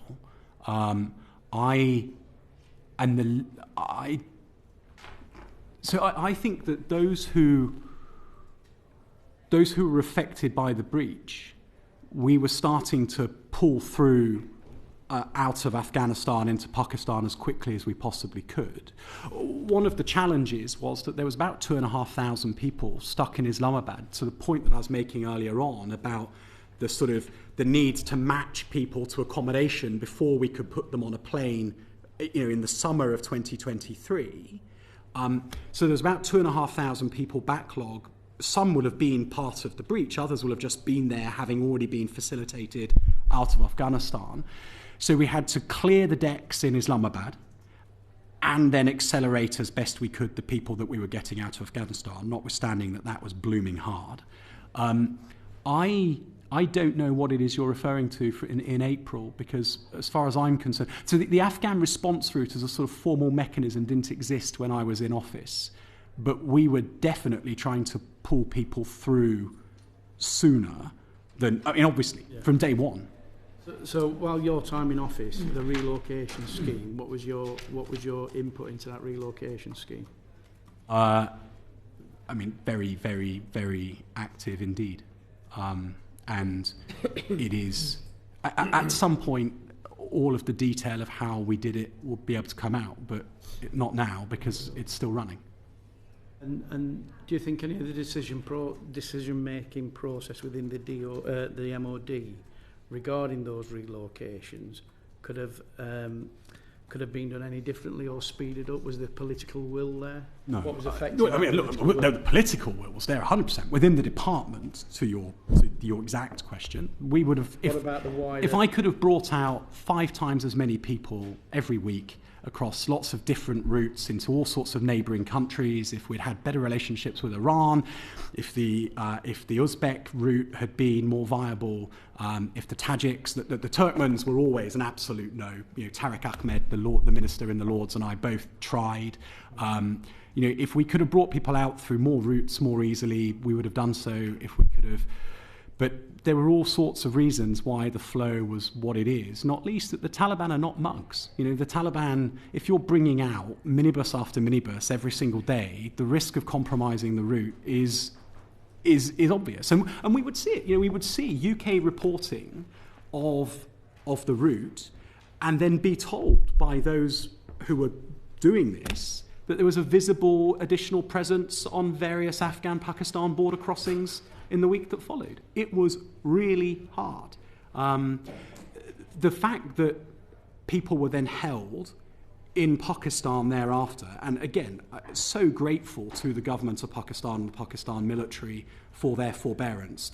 Bearing in mind, of course, that it wasn't just the UK, it wasn't just me flying to Islamabad trying to ask the Pakistan government for this stuff. The Americans were, the Danes were, the Germans were, everybody who had been in ISAF who had an Afghan resettlement scheme was asking the same of the Pakistanis. And Pakistan politics was pretty febrile at the time as well, and Afghan immigration into Pakistan was a pretty hot issue too. So, we owe them a lot. It was hard. But the political will in the department, under both the Secretaries of State that I served for, was that we had a moral obligation and we should do this as quickly as we could. Did the rest of the government have that political I think the rest of government agreed with the sentiment, agreed with the obligation, but in a way that I definitely don't mean as criticism, because I think it's perfectly reasonable. If you're the Secretary of State for MHCLG and you've got council leaders and council chief executives all over the country telling you that you've got a social housing crisis and the affordability of private rents was crippling, and those rents were being inflated by the MOD and the Home Office competing for private rented accommodation to accommodate asylum seekers or ARAP arrivals. That's not, no one, the Secretary of State for MHCLG and the Housing Minister and the Local Government Minister are behaving quite honourably in reflecting those stresses that local government leaders are reflecting to them. It just causes a tension in cross-governmental meetings between the interests of the MOD and the interests of MHCLG. And the same is true for DHSC, the same is true for DFE. If we bring in, to take the example of Wiltshire, lots and lots and lots of military accommodation in Wiltshire, we would try and bring in hundreds of families into surplus service family accommodation, all in year after school budgets have been set. So we're bringing people with acute needs, English as a second language, people into a place mid-school year with no money, And not surprisingly, the schools minister is like saying, whoa, how's this to be funded? It's not. It would be wrong to characterise this as anybody acting around government in a malign way, trying to thwart ARAP. It's just the realities of what it is to be a minister and what it is to govern. Thank you. Just a quick supplementary from Lincoln Jock. Last very short question, hopefully a very short answer. Were we paying Pakistan to accommodate people there for all that time while that bit of the valve worked itself out? No, I don't think so. No. Okay, thank you. No, I mean, we relied very much on their good grace and their relationship that they have with the UK. And as I say, I know that there were other countries who were similarly trying to run their programmes who did not get quite the same level of support we did. We should be very grateful to them. So the benefits of a polo match. Fred Thomas, please. Thank you, Chair. You've mentioned your frustration about the departmental line on the triples changing frustratingly shortly after you left office. Yeah. You'll have picked up reporting over the past 12 months in the news media around this idea that some triples have not been relocated to the UK through some kind of process that's happened, whether it's in various teams in the MOD. Has that frustrated you as well, that reporting? I mean, I think as a minister, you speak in good faith based on the departmental position and indeed the government position. We were all bound by collective responsibility, stand fast, and they've been vindicated. They were proven right. That Tom Tugendhat and Johnny Mercer were both serving ministers at the time who departed from the collectively accepted agreed position. And, no, sorry. I'm asking you very specifically about the recent reporting kind of in the last 12 months. So not the kind of moving position there. Right. Around this idea, maybe you haven't seen it, around this idea that some triples have not been brought to the UK. You mean because they might be witnesses in the inquiry? That's what some of the BBC reporting is. Yeah, I mean, I find that quite an extraordinary allegation, and my every instinct is that it is not true. My every instinct. Of course, I could find out subsequently that I was misled, but I can't believe that would be the case. I really can't. Do you think there have been any problems, aside from whether that's the intent or not, to do with relocating triples, even once that kind of move in departmental policy happened? And we've heard, and be careful what I say because some of our evidence sessions were behind closed doors, we've heard of problems with the process for approving triples applications. So, approving those applications was hard, right? I mean, I think for the TERPs, for the interpreters, and for other local employed civilians who had been working directly with the regular force, the employment records were better. And so it was easier to validate their application. But for people who were applying under Category 4 and for the triples, it was quite challenging. And in fact, the circumstances of the breach definitely don't comply with any data policy that the department set or whatever else, but you have to ask yourself, how on earth would they validate those applications in any other way? And so the person responsible, in good faith, was circulating, he thought, small lists of people to a trusted network of interlocutors in Afghanistan and others who had been relocated to the UK. When you're talking about the individual, you're talking about the main data breach. Yes. Yeah. And I understand your point, Fred, about it's now, but the situation hasn't changed. Still, in order to validate whether this person who claims to have been a triple actually was, you have to circulate probably those names to a community of people who they worked alongside within the British military, but probably also to some trusted Afghans as well. I can't comment on how the decision-making process is working now, but I can't imagine how it would be any different now to what it was. In terms of the practicalities, I would expect that they have a more robust policy around the data management now, given what's happened. But you're sort of stuck between the imperative to make a good decision and bring these people to the UK versus the challenge in validating that they are who they say they are. Yeah, no, I don't think anyone is underestimating, as you've explained articulately, the incredible challenge of doing that. matching up information. I was asking about this idea that's been reported that some decisions to turn down applications have actually not taken any time at all, but were extremely quick and done in a blanket way. You might be able to comment about that. No, so I've been contacted by journalists about the same thing and asked the department for some stuff. I mean, there was a time when a whole bunch of decisions were taken quite quickly. I don't think that there was, but I think the department has always pushed back against the idea that there was ever a blanket rejection. I was certainly never told that there was just going to be a moment of blanket rejection. I never asked for any such thing, and I would be amazed if that ever happened, not bearing in mind that I think that sort of the tension that existed was never that people within the chain of command were trying to not bring people to the UK. The challenge was that everybody was trying to do their best to bring everybody they possibly could. Those that were entitled under the core Arab scheme, but under Category 4 and various other people besides. I really don't believe that there was ever a sort of blanket rejection out of expediency. Thank you much. Emma Liu. Thanks, Chair. Do you think the right people have been held accountable for the data breach and the consequences of it? Well, look, you are hearing this morning from two Secretaries of State and the sort of the on-point minister for all of this. All three of us will accept ministerial accountability, obviously, and have apologised. And that is, I apologise twice. I apologise for the fact that the breach happened, and I apologise for the fact that the Triples decision was delayed to the degree that it was.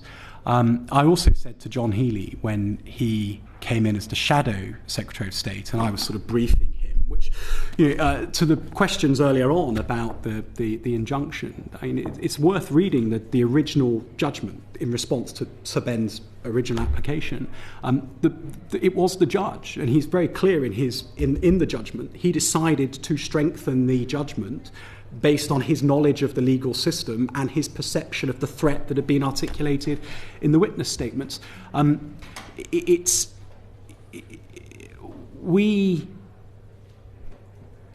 one of the things that the judge directed subsequently, I think at the renewal of it, was that key people in Parliament should be aware. So the Speaker and the Lord Speaker, I briefed the Speaker, the Minister for the Lords briefed the Lord Speaker, I briefed John Healey. The offer was made to both John Healey and to Sir Keir Starmer.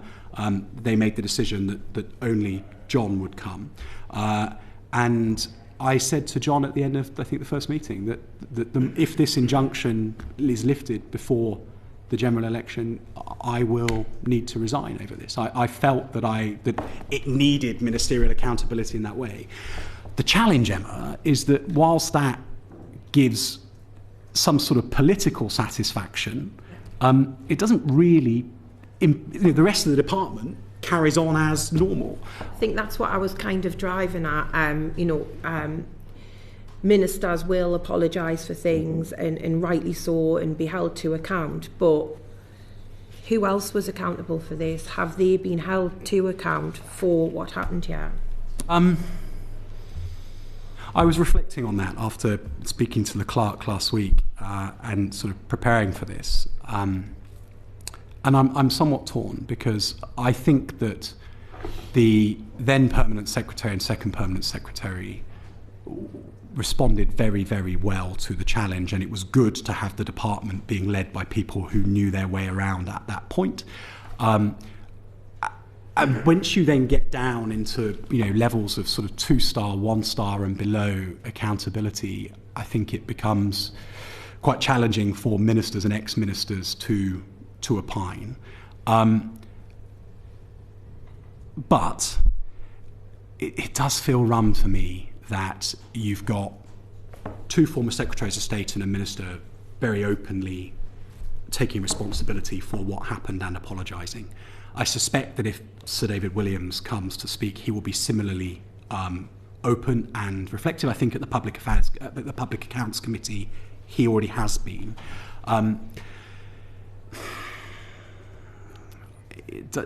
Should people further down, people with more direct supervisory responsibility for the person responsible, have been fired discuss.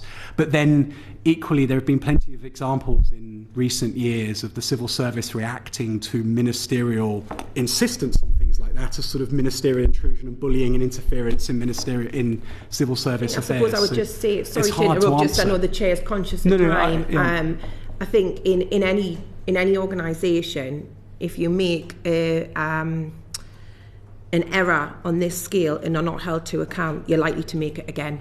I think is the point I'm trying to make. Is if the right people haven't been held to account, then it doesn't negate things like this happening in the future. And from what I'm hearing from you is I don't think you think everyone has been held. I don't want to paraphrase you, but it sounds like you're saying not everyone has been held to account. There's no doubt in my mind that in business, if something like this had happened, there would have been ramifications significantly greater than the ones that have happened. And an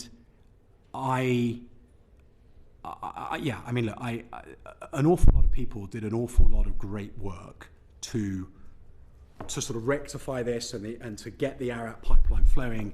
And they did an awful lot of great work with all the other very, very, very important and dangerous things the MOD was dealing with at the time. But the fact that, as far as I know, the only people that have really publicly taken any responsibility are the two Secretaries of State, the Minister and the Permanent Secretary. Whilst constitutionally that's probably right, it probably isn't the right response within the organisation itself. Okay. All right, thank you. Sorry for cutting you off. No, fair enough. The chair is very keen to conclude. Thank you very much. Mr. Hebe, I am very, very grateful to your good self for your invaluable contributions to our inquiry, and also I want to place on record my gratitude to you for your cooperation with our committee clerk. And you wanted just to say something very briefly. You had an exchange with Sir Ben that Mr. Martin spotted. I was nodding along with intently. When your predecessor committee was doing its report on readiness in the last Parliament, I was increasingly uncomfortable with the amount that we were saying we could not disclose to the committee on the basis that it gave away classified information. And I asked for historical examples of similar reports. I think the clerk maybe was involved at the time. And it is clear that during the Cold War, your predecessor committees 30, 40 years ago were shown things like stockpiles and held fleets, and that the committee then redacted that before publication. And David Williams and I were both very concerned that the dial had moved too much in terms of what was not exposed to the committee. And I would argue that there are two things. One, if the armed forces aren't as ready as they should be, Parliament should know that, because from that comes parliamentary pressure on the Treasury to increase defence budgets. And if the armed forces are as ready as they should be, then there is a deterrent effect in Parliament publishing data and information to that effect so that our adversaries know. And I think that the committee should continue to push on that, because there's plenty of precedent when we last faced a state threat for us using Parliament, A, to drive decision-making around government and raise awareness of the threat, and B, to show Parliament and the public that we were ready to defend the nation. So who took the decision not to do that then? Yeah, you're the minister and the public and the private, and the senior civil servant in the department. If you guys wanted it to happen, who was holding it back? What stopped it? Well, I think you recall from the conversations that we brought you in for a private briefing. Yeah, that was one of the best briefings we had. Actually. Yeah, well, thank you very much. Yeah. It was a private briefing, but it was hard to get the private briefing, in place, if you recall. So we tried. I mean, we were trying. Who was stopping it? It will require sustained ministerial effort, frankly, to just drive it. Against the institution. I mean, there is a sense that within... What's the institution? Well, Mike, I think a whole bunch of the ministers in the new government are asking themselves the same question. It's hugely frustrating. For the record, Shapps is now laughing. It is. The argument that was being advanced was that nowadays, such is the availability of information online, that you can aggregate stuff even when it has been redacted, and from it you can gain intelligence. What you're saying is that the institution or the deep state, somebody is stopping that transparency and accountability, and Parliament and parliamentarians don't even know. So it took me as a minister to observe that far too many parliamentary questions and inquiries from this committee were coming across my desk with refusals to provide the information on the basis that it was classified. It took me to say, this is not good enough. We need to reply more helpfully, to commission research into what committees were given during the Cold War when we last faced a state threat, and to insist on a private classified briefing to the committee to assist in their report. And it took an awful lot of effort to be able to do that. Right. And I think that, to build on the conversation you had earlier, you should want to know why. I'm glad that you placed those views on record, because that is a constant struggle, and that's a battle that we're fighting on a regular basis, myself and our team, to ensure that we have that transparency for the committee, and often we don't have that, and then we can't hold individuals to account. But I am very, very glad that you did place that on record, because as good as those secret and classified briefings are, as and when we get them, the transparency is not fully there. The answer is that you are trusted to redact, as your predecessor committees did in the Cold War, so you can hear the evidence and then redact in your report, so the Russians gain nothing, but you can satisfy yourselves on behalf of the nation. If it worked in the 70s and 80s, I'm not sure I know why it won't work now. To stop it from working now. But thank you very much, Mr. Heapy, and I'm going to temporarily suspend the session in order that we can get to the next segment of our inquiry. Thank you very much. Order, order.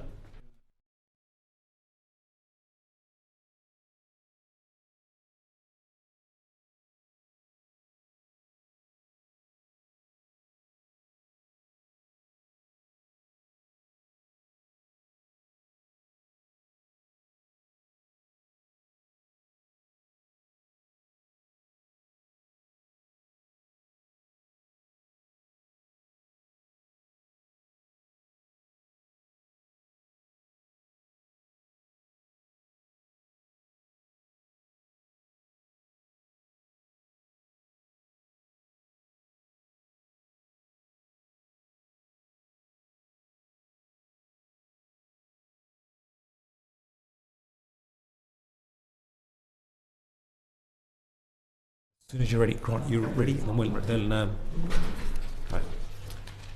Order, order. A call to order again our inquiry into the Afghan data breach and resettlement schemes.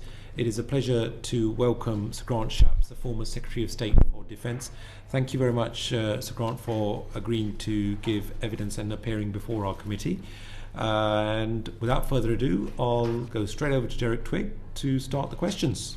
Just the first obvious question, when and how did you hear about the breach? Day after I became Secretary of State. Nothing before then? No. I was told that there was a serious matter that I need to know all about and needed to come up to speed on, and so immediately from that point. So I was appointed at the end of August, and it must have been the 1st of September. Okay. Are you aware if any Afghans arrived in the UK under the secret Afghan resettlement route during your time as Secretary of State? If yes, roughly how many? It's unclear if any of these arrived before the election. The first invitations on that were issued in April 2024. So I missed the first part of your question. Sorry, are you aware if any Afghans arrived in the UK under the secret Afghan resettlement route during your time as Secretary of State? Am I aware of any who did? Well, the numbers show that they did, yes. Well, so how many? I don't know the exact numbers. Okay. So you don't know how many? Not exact numbers, no. James, who you just heard from, was the on point. Did they arrive before you left office? Oh, certainly people were coming to the country. Absolutely, yes. I mean, you know, there was a throttle speed for the number of people that we could get out, for the reasons that you've heard about. I won't repeat them, but you couldn't get more than a limited number of people out in any given period of time because of that throttle speed. The numbers were in the remained in the low dozens and hundreds over a period of time because you just couldn't pull people out fast. Okay, well, thank you very much, Calvin Bailey. Thank you. Sorry, just before I come on to yourself, I believe Lincoln Jott wants to ask a quick Yes, supplementary on this. I think we could just. It was a very clear answer you gave to Mr. Twig's question about when did you find out about it. Yeah. But I mean, you turn up, new job, first day in work, and they say, "There's this massive secret that we've been keeping from the country." Yeah. and it's enormous, and it's going to cost billions of quid. What's your reaction? Well, by now, it's, I think, the 6th department that I had become Secretary of State of, so I was used to walking into departments with big problems that, and I'd been in the Home Office briefly, I knew about big problems that were landing on your desk day one. And so my immediate response was, right, I need all the facts here. First of all, when did this even happen? And it turned out it was 2022. Okay, when did we know about this leak? And it turned out that halfway through the previous month, this Facebook post had gone up and then been redacted and removed by Facebook. What is the overall impact of this? Well, the Taliban could be now targeting a list. If they notice it's there, we need to get these people moved pretty bloody quickly. As with every department I went to, find the facts, identify the problems, and then what are the solutions that you need to put in place. And it was exactly that process. Thank you. Thank you much, Kelvin Bailey. Thank you. Can you give us an insight into why decision making within government under the cover of the injunction took so long?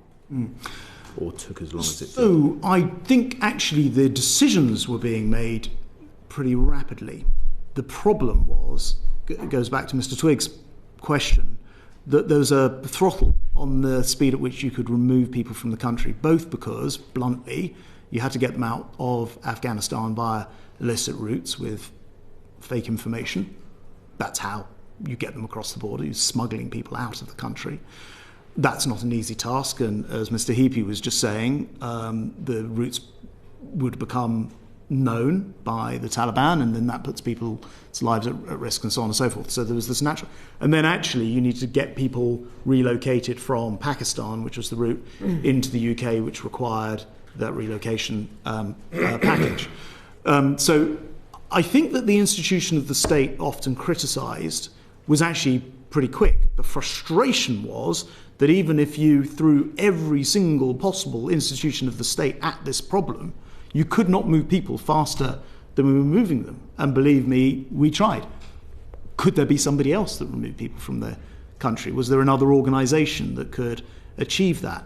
No and no, so on and so forth. So I don't think the state wasn't acting quickly. I think the state found it had very few options.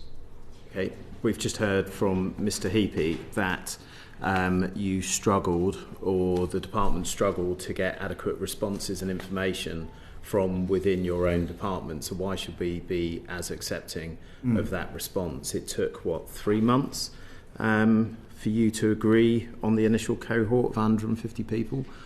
So the situation's not, as ever when you can look back on these things, you get a 20/20 hindsight on them, but if you think about how this came about in the first place, there was that unexpected pull-out of Afghanistan. Which was a failure of government. But in particular by it was a failure of Biden administration in particular. No, it was a failure of our government, because the Foreign Office failed to be something that I'm intimately involved with, because I helped evacuate 14,000 people, which was initial assessment by the department of 7,500 people. So the department had its figures wrong initially, right?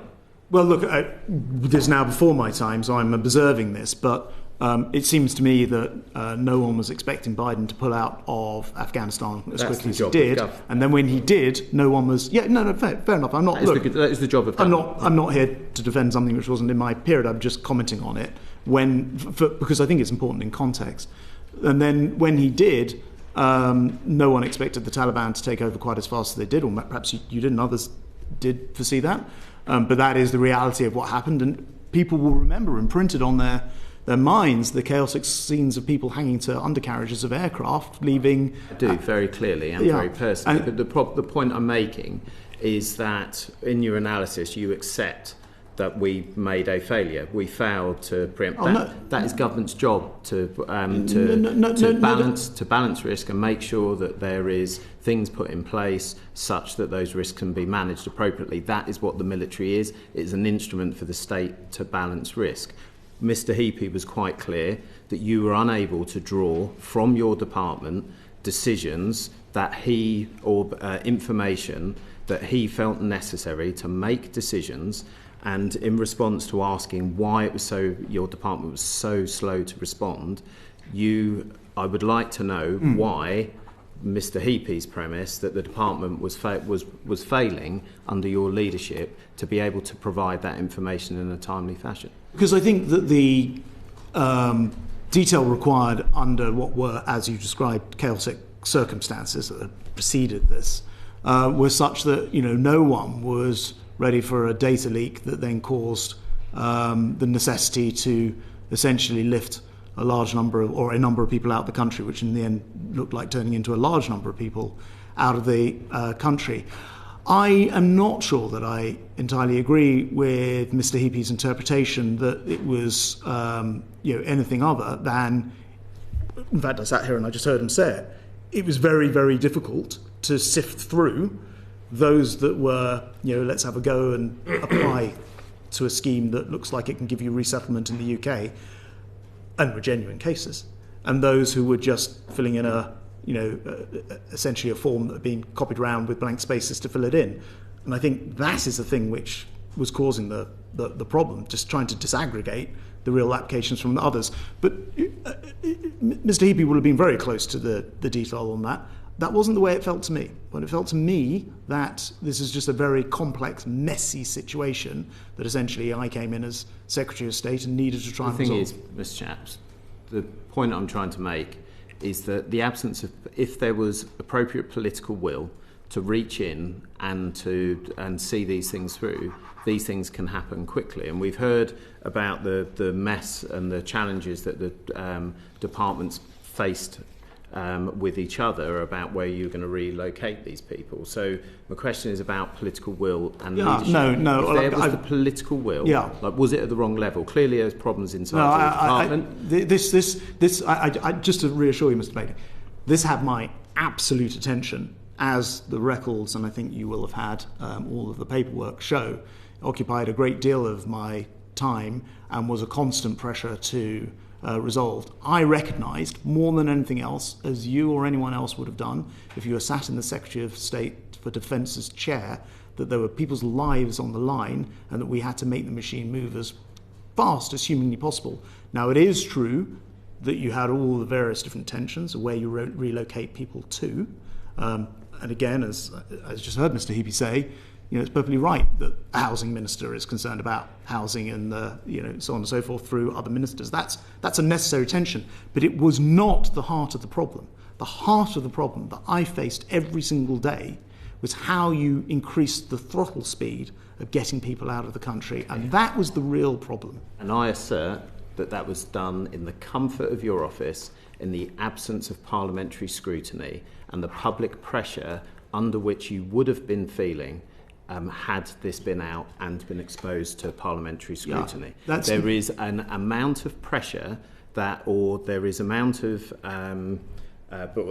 pressure that would have come about as a result of direct parliamentary scrutiny that would have meant that you would have been able to have placed your hands across on some levers in other government departments through perhaps a COBRA, because this should have been managed through a centralised... it was being. You're mischaracterising this, I'm afraid. And let me just say, first of all, I wish that we could have better briefed Parliament. We briefed Mr. Twigg and others, but it was a fundamental problem that the need to protect lives, including, as it turns out, British lives, meant that the knowledge of even the fact that there was a list, let alone the people on the list, could have put those lives at risk. Nobody in my seat would have made a different decision, number one.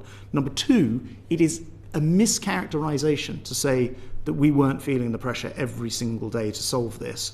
We were feeling the pressure because, apart from anything else, the judges were making it very clear that unless we worked every single day to resolve this, then they wouldn't be able to sustain the injunction. So the pressure was coming in a different way, not the most preferable way, as you say, but for good reason. That's not a mischaracterisation then, is it? What I'm saying is that you were not under parliamentary scrutiny. No, but we were under court. You did not have... They're different things. They cannot be the same, because otherwise our parliament isn't effective. And the point I'm making is, there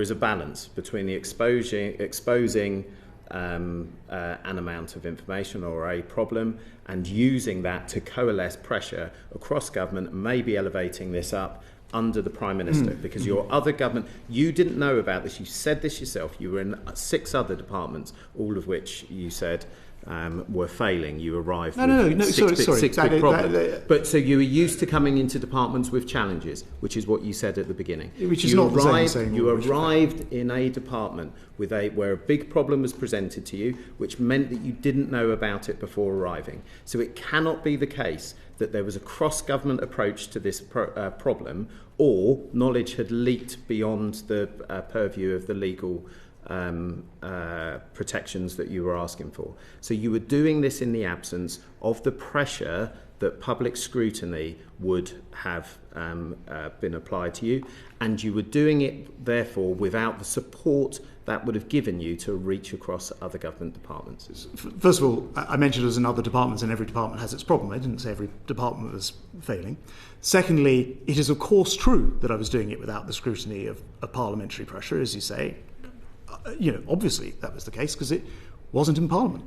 But there was a different type of pressure that unless you have been under, you may not fully appreciate, which was the pressure from the law courts. And in this particular case, they've been very, very strict about what they felt needed to be done, both in terms of briefing and providing opportunities for briefings to both the speakers of the House, the leader of the opposition, who certainly at one point did not take up that briefing, but the Shadow Defence Secretary and Foreign Secretaries who did.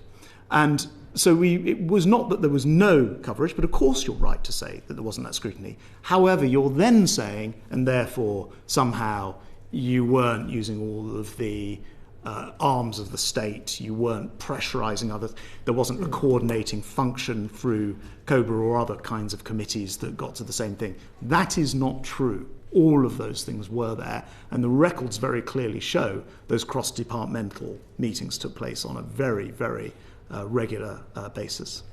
Thank you much. Emily? Thanks, Chair. Hi. So on the day before the general election, you decided to appeal the High Court's decision to lift the injunction. Can you tell us why that was? Yes. There was a concern, essentially, that the risk to life, both Afghan and British lives, was from the moment of the breach being known, was on a sliding scale down. And I accept that over the time, and believe that over the time, that as we got more people out of the country, and as time passed, because other people will have just died through natural causes or moved elsewhere or what have you, then that risk does decrease. And I always thought that it would be a matter of judgment between when the risks to life, both British and Afghan, and the disadvantage of keeping an injunction in place would cross over. And I thought that time was probably going to be around the autumn of 2024. Why? Because of that sliding scale. The further away you get from the moment that the breach is known and today, the more people you've got out of the country. And also because, for 2 other reasons. One, like the rest of the committee, Mr. Bailey and others, I do believe that we should have parliamentary scrutiny. And it troubled me that we weren't able to, matched against the idea that we must save lives. And so at some point you get the crossover where it's been long enough. I would say that... Sorry, I'll stop there. Sorry, can I just... I'm just trying to get my head around. So obviously that was July, and you're saying you think things would have changed by the autumn. I thought that was probably the last time to renew it, and it was coming up regularly. And so on what basis, though? I'm just wondering, what advice were you getting? I would say in that short space of time, the situation would have changed. Well, probably in 2 or 3 months. As I described, there's a sliding scale, and the problem that you're really putting a finger on here was no one could tell you. I mean, believe me, I asked, dozens of times. No one could tell you with any level of certainty whether or not the Taliban had this list. And so part of me was thinking, well, for all we know, the Taliban have this list. They've had it all along, and they've been going around executing people. And so you could lift the injunction, and it wouldn't make the blindest bit of difference because it doesn't give them anything new. But was I certain that that was the case?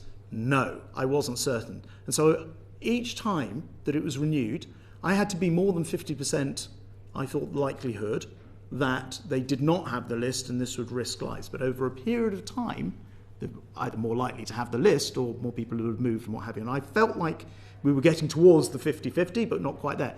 By the way, interestingly, my successor decided to keep it in place a whole nother year. So my successor's judgment was we weren't anywhere near that 50-50 point, clearly.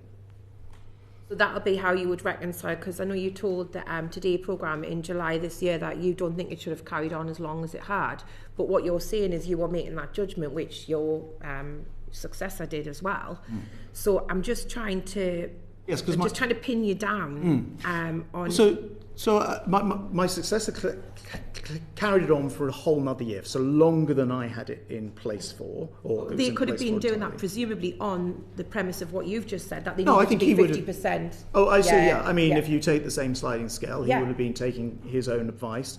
And I'm afraid, actually, in the end, you could take all the advice you wanted, and the whole thing came down to judgment. You'd read the secret intelligence, and you'd try and make a judgment.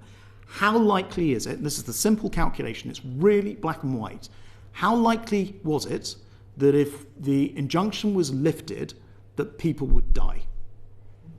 That was the calculation. And in my judgment, we were getting towards a crossover point where the chances are that the Taliban probably already had this information and that therefore this could be lifted. And I've tried to, through open source, largely, monitor the situation since the injunction's been lifted, now winding forward another year, and I've seen nothing that indicates that there have been an increased number of Taliban attacks on the individuals. So I think that it was probably kept in place for too long. I think it was coming towards its end, but I thought that the autumn was probably going to be about the right time. That was in my mind. My mental model was, in the autumn of that year, 24, we'll probably stop seeking to renew this. Okay. Thank you very much.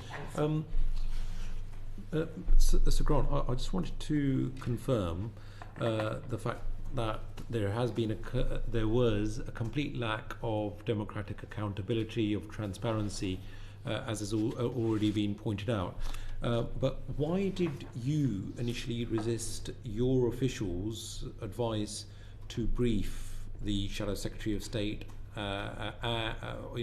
for defence on Privy Council terms? Yeah, so it was only for a short period of time, but first of all we needed to establish all of the facts, and given that we provided multiple briefings to the Shadow Secretary of State and where he wanted them to the opposition leader, it wasn't a desire, and indeed to the leaders, to the speakers of the houses, it wasn't a desire not to include them, it was merely a desire to establish facts before we started to spread this further.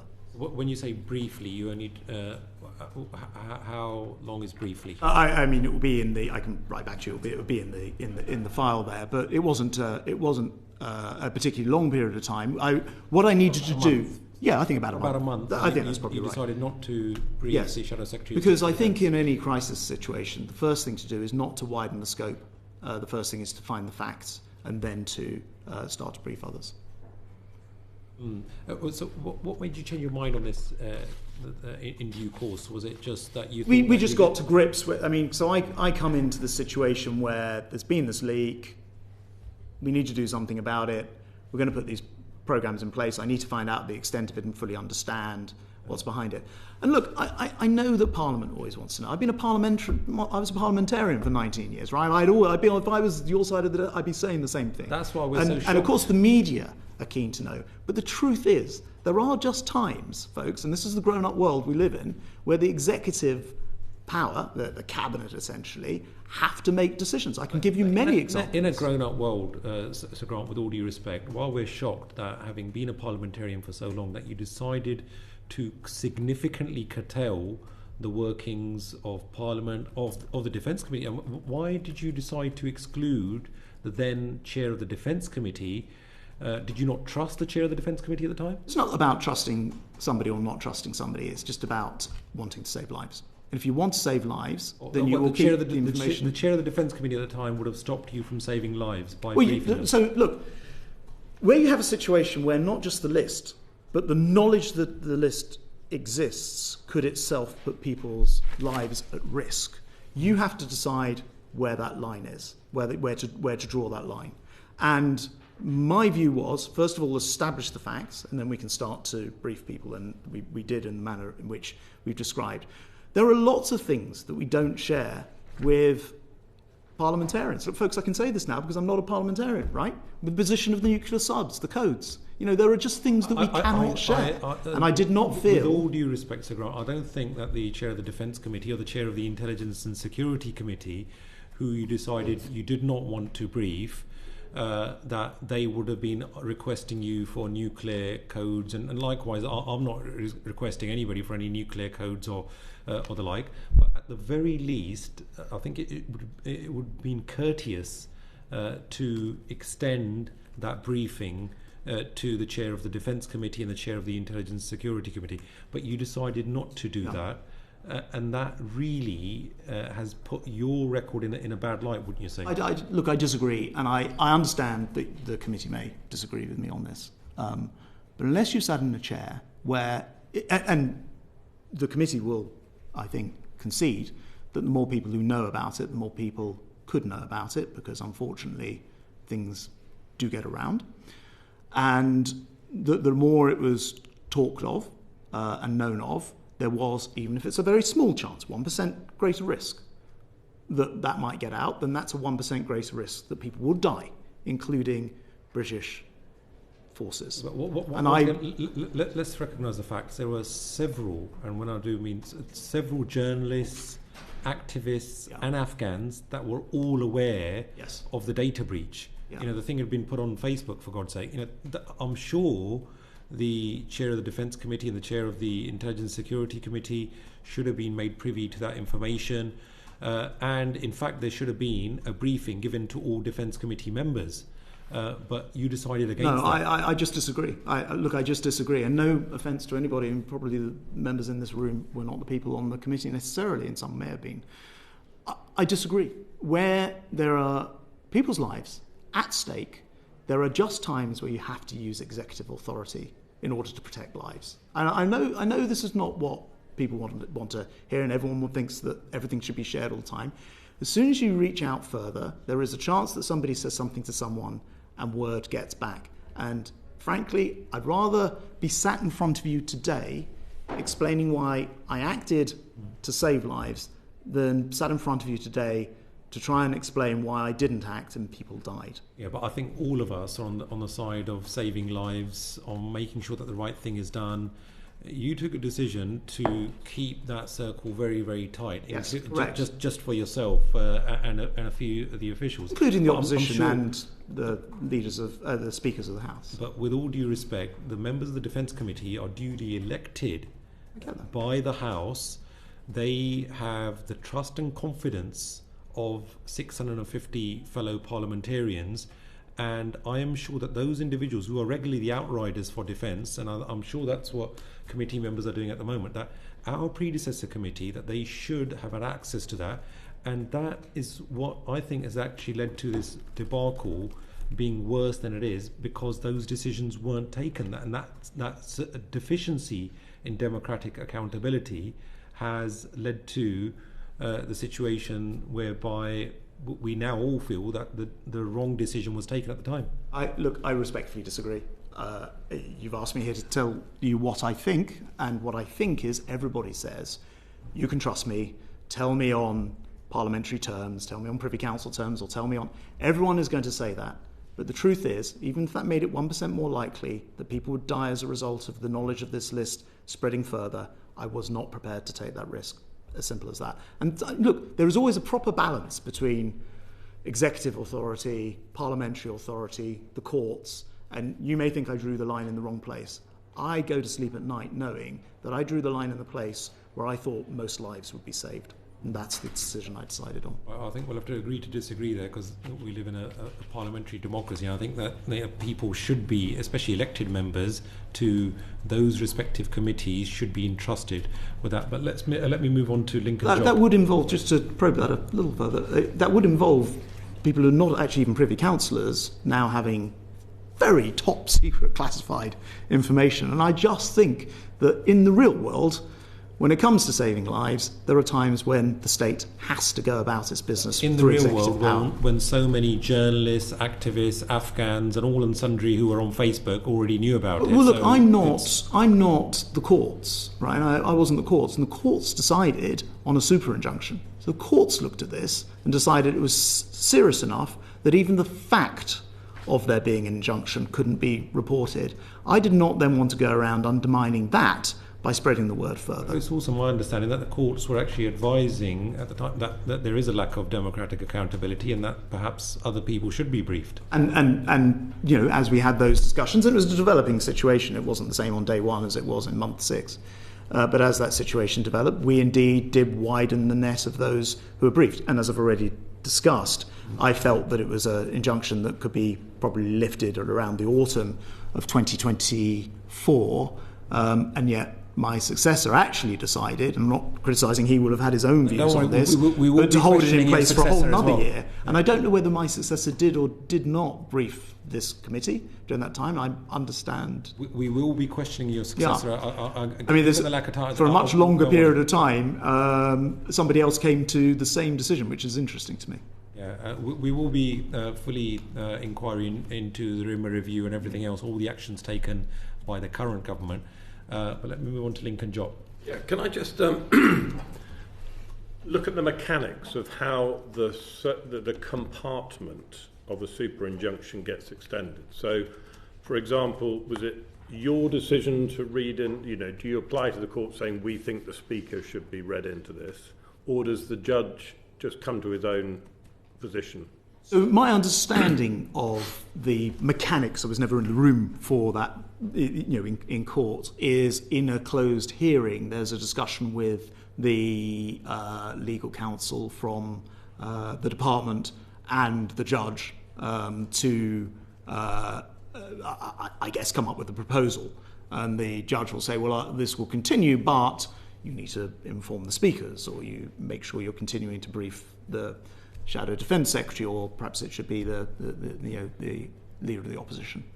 And so, I mean, I don't know whether the Secretary of State gives instructions to his sort of lead counsel on issues as important as this, but are you aware of the motivation of reading in, suggesting that the Speaker be read in? Was it that that would, in some way at least, Parliament would know, in inverted commas, or was it in order to thwart, say, him giving an urgent question? If someone had found out about the data breach and he would say, no, I'm not going to give an urgent question on that.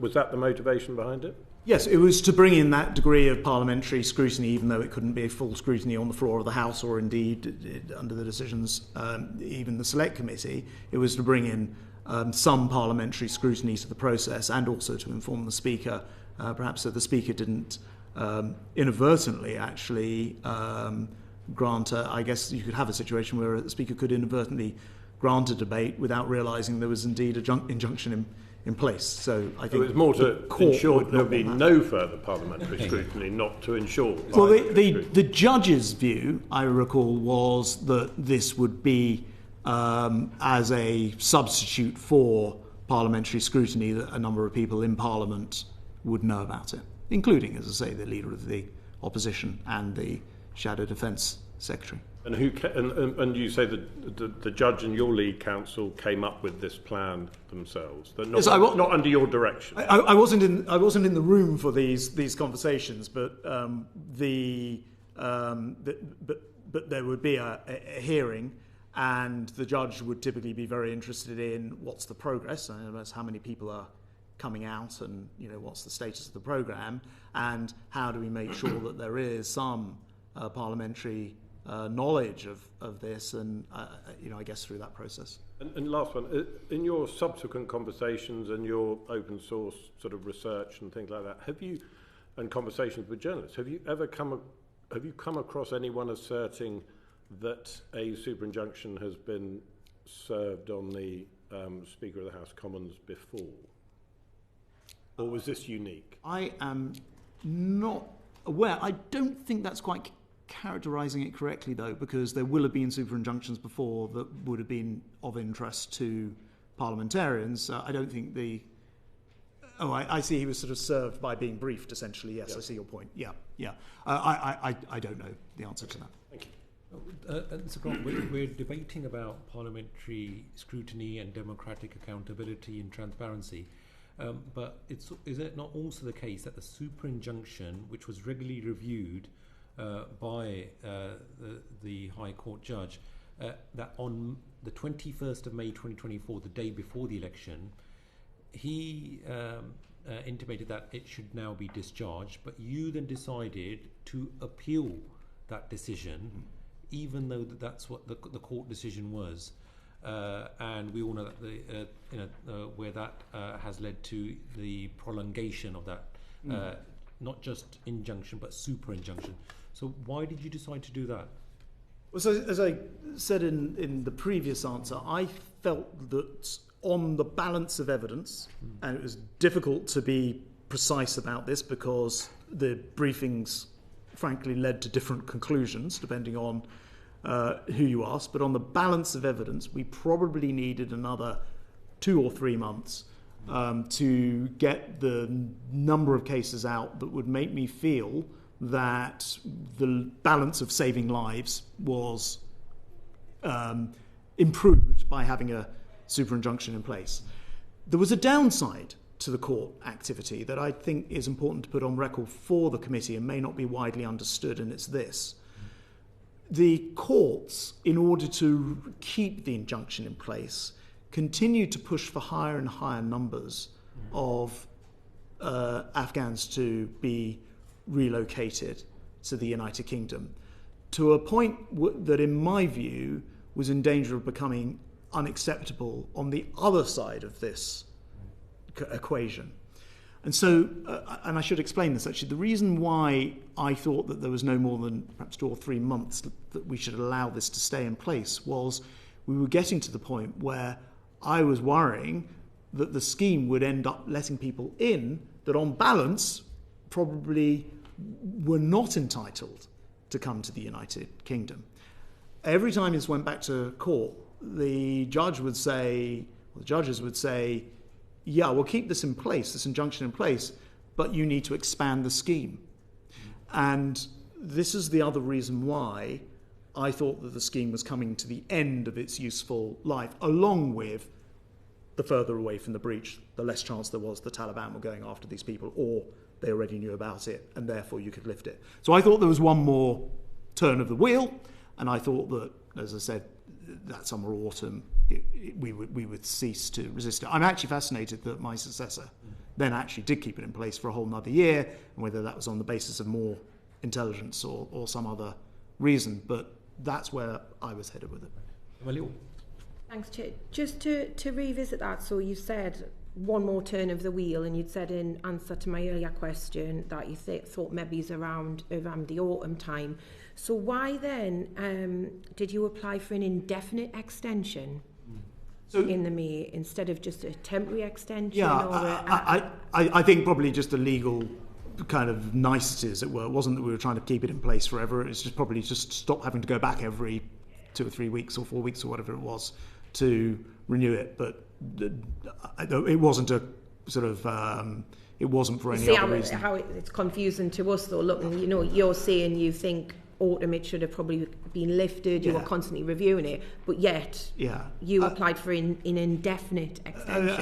And the reason you can know, it's hard to sort of get into somebody's head after the point and say what were they thinking at the time. But it's the reason I mentioned the other factor on this was I was starting to become concerned that the courts were becoming very gung-ho about the size of the overall scheme, and every time they were renewing it, including more families, more extensions of the families, more, and so there was, if you like, there was a real pressure that I was feeling to bring it to a close. So it wasn't that I wanted it to be in place forever, because I didn't want it to turn into a scheme that was then trying to do something that the original plan to save people who genuinely helped this country when we asked them to, and to get them out, but it wasn't to bring out Was there not an everyone else. option to apply for just a temporary extension? I don't know. Under I suspect that was just however the lawyers happened to frame it at the time. I think it may have just been that they decided that rather than going back every 3 weeks, they would ask for something that was longer. But I wasn't, as far as I'm aware, I wasn't privy to specifically what language the lawyers used in the extension itself, as far as I recall. Thank you. Ian? Thank you. Sorry, I should just say for completeness to the committee, I don't recall that one way or the other, and I'm very happy to write back to the committee with what actually was the decision tree at that moment in time. But as far as I say, there was a very, very good reason why I didn't want this to carry on forever, as explained, and so it wouldn't have been in my interest for it to continue as a permanent, and nor would the courts ever provide. I don't think the courts would ever provide a permanent. I think you get the point I'm making. You applied for an indefinite. I do, but I think it was probably illegal. Based on your thought that you didn't want an indefinite extension. Yeah, I think it's probably just the way that the lawyers sort of went off. Your offer of a written clarification would be greatly appreciated. Sure. So thank you. I'll be interested to see. Lincoln Job, just briefly, please. I'm intrigued by this ever-increasing demand signal being set by the judges. Yeah. We've heard from others this morning that politically this is now starting to give you a problem because of the pressure on, the juxtaposition of people who come here illegally being in accommodation, the way in which that's driving up rent prices and driving out local authorities from doing their own social care and things like that. So we can see that problem's getting bigger and bigger. And you've just said that it was getting further and further away from the original intent. So on what basis do you think that the judge is extending that? Because presumably he's only getting his briefings from the MOD. So the judge was actually, to the chair's point, the judge was concerned, as we all were. I don't want my robustness about how I thought about keeping this super injunction secret to save lives. I don't want that to be confused with thinking that I don't believe in democracy. I do. And I think, the judge shared the same view that if this was going to be kept under an injunction, that the quid pro quo was you had a increasing circle of parliamentarians through different bits of the parliamentary machine that would need to know, and also that the judges seem to be becoming quite activist in terms of the list. Now, I didn't agree with the judge's interpretation, but the deal increasingly, every time this went back to court, seemed to be, you can keep this in place, but you need to let more and more people in. And we were getting further and further away from the original point of the scheme. And so you might ask the question, well, why then renew it? And the simple answer for me was I still wasn't at any given moment confident enough that we saved the lives of the right people who'd actually helped us, including Brits, as is now known, but wasn't known initially when the super injunction was lifted, but also British Special Forces. But I don't think that answers my question, which is, on what basis is the judge extending the remit if they're only getting their information from the MOD? Because the MOD is the source of knowledge for the threat to life. Yeah. So they were also, as I understand it, getting their information from Secret Services briefings, essentially. Okay. So it wasn't. I think I'm right in saying it wasn't necessarily directly through the MOD. It was also through the intelligence service briefings. Because you characterised the judge's decision making as getting increasingly activist. Yes. And you've also said, but they're also getting secret information from elsewhere.